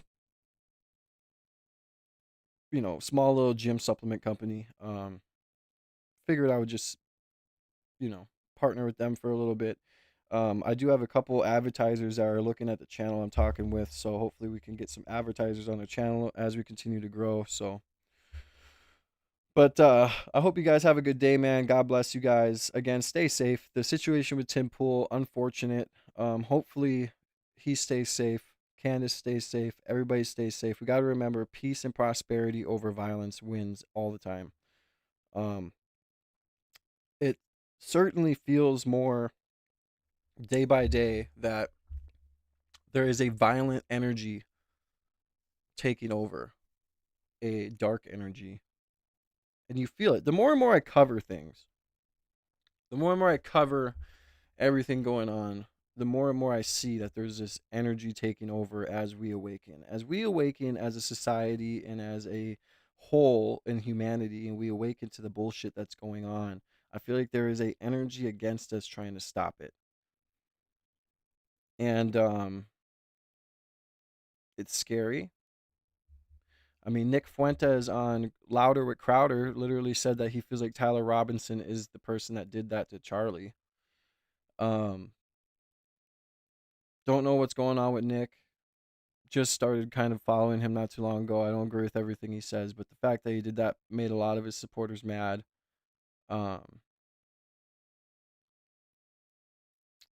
I just hope everybody has a good day and everybody stays awake, everybody stays educated, and everybody stays positive, man. I mean, put politics and put everything aside. We are all humans on this earth together. We need to stay together. We have a lot more to gain from staying together than going against each other, regardless of religion, skin color, anything. We have a lot more to gain from being together than from being separated and divided and violent towards each other. A lot of people that don't like me. If you see me in public, or I don't go to bars, but for a example, if we went to a bar and you seen me, we would get along. A lot of this online shit and all this other stuff is just online stuff. But real life stuff's different. We have a lot more to gain from being together than that. And that's always what I say is love over hate, man. Love over hate. God bless you, Yacht Slick. Thank you, the presidential touch. I appreciate you, brother. Thank you for the kind words. Welcome to the family. Everyone that's new to the stream, welcome to the family. We gained over 60 subs this stream. I appreciate every single person for being here and joining the family. If you guys want to take it a step further and feel like I deserve your blessing, become a See Me Now member. Tier 1 is a See Me Now Soldier. Tier 2 is See Me Now General, $4.99 and $9.99 a month. If you also feel like I deserved your blessing by sending through a super chat, send through your super chat. Get your name written on a donor wall. YouTube does take a brutal 30%. So I do have a Streamlabs link in the description. If you're on the phone, hit the 3 dots above my head, go to the description, and go through there to send your super chat, and I get the full amount. Or if you're on the computer, just click the link in the description. But yeah, man, we have a lot more to gain from being together than being apart. And that's all I preach on this channel is unity. We get lost in all this information we get and the politics and everything else. It's just Stacy. Okay, yeah, I gotta remember that. Stacy. Sorry. Stacy. I gotta remember that. Stacy. I'm sorry. I got it now. I'm mad about my camera being broken, but we'll get another one or I'll fix it. I don't know. Stupid fucking leak, man. Oh, pisses me off. It was such a good camera too. And I'm very mad about that. But stay blessed as well, Paisley.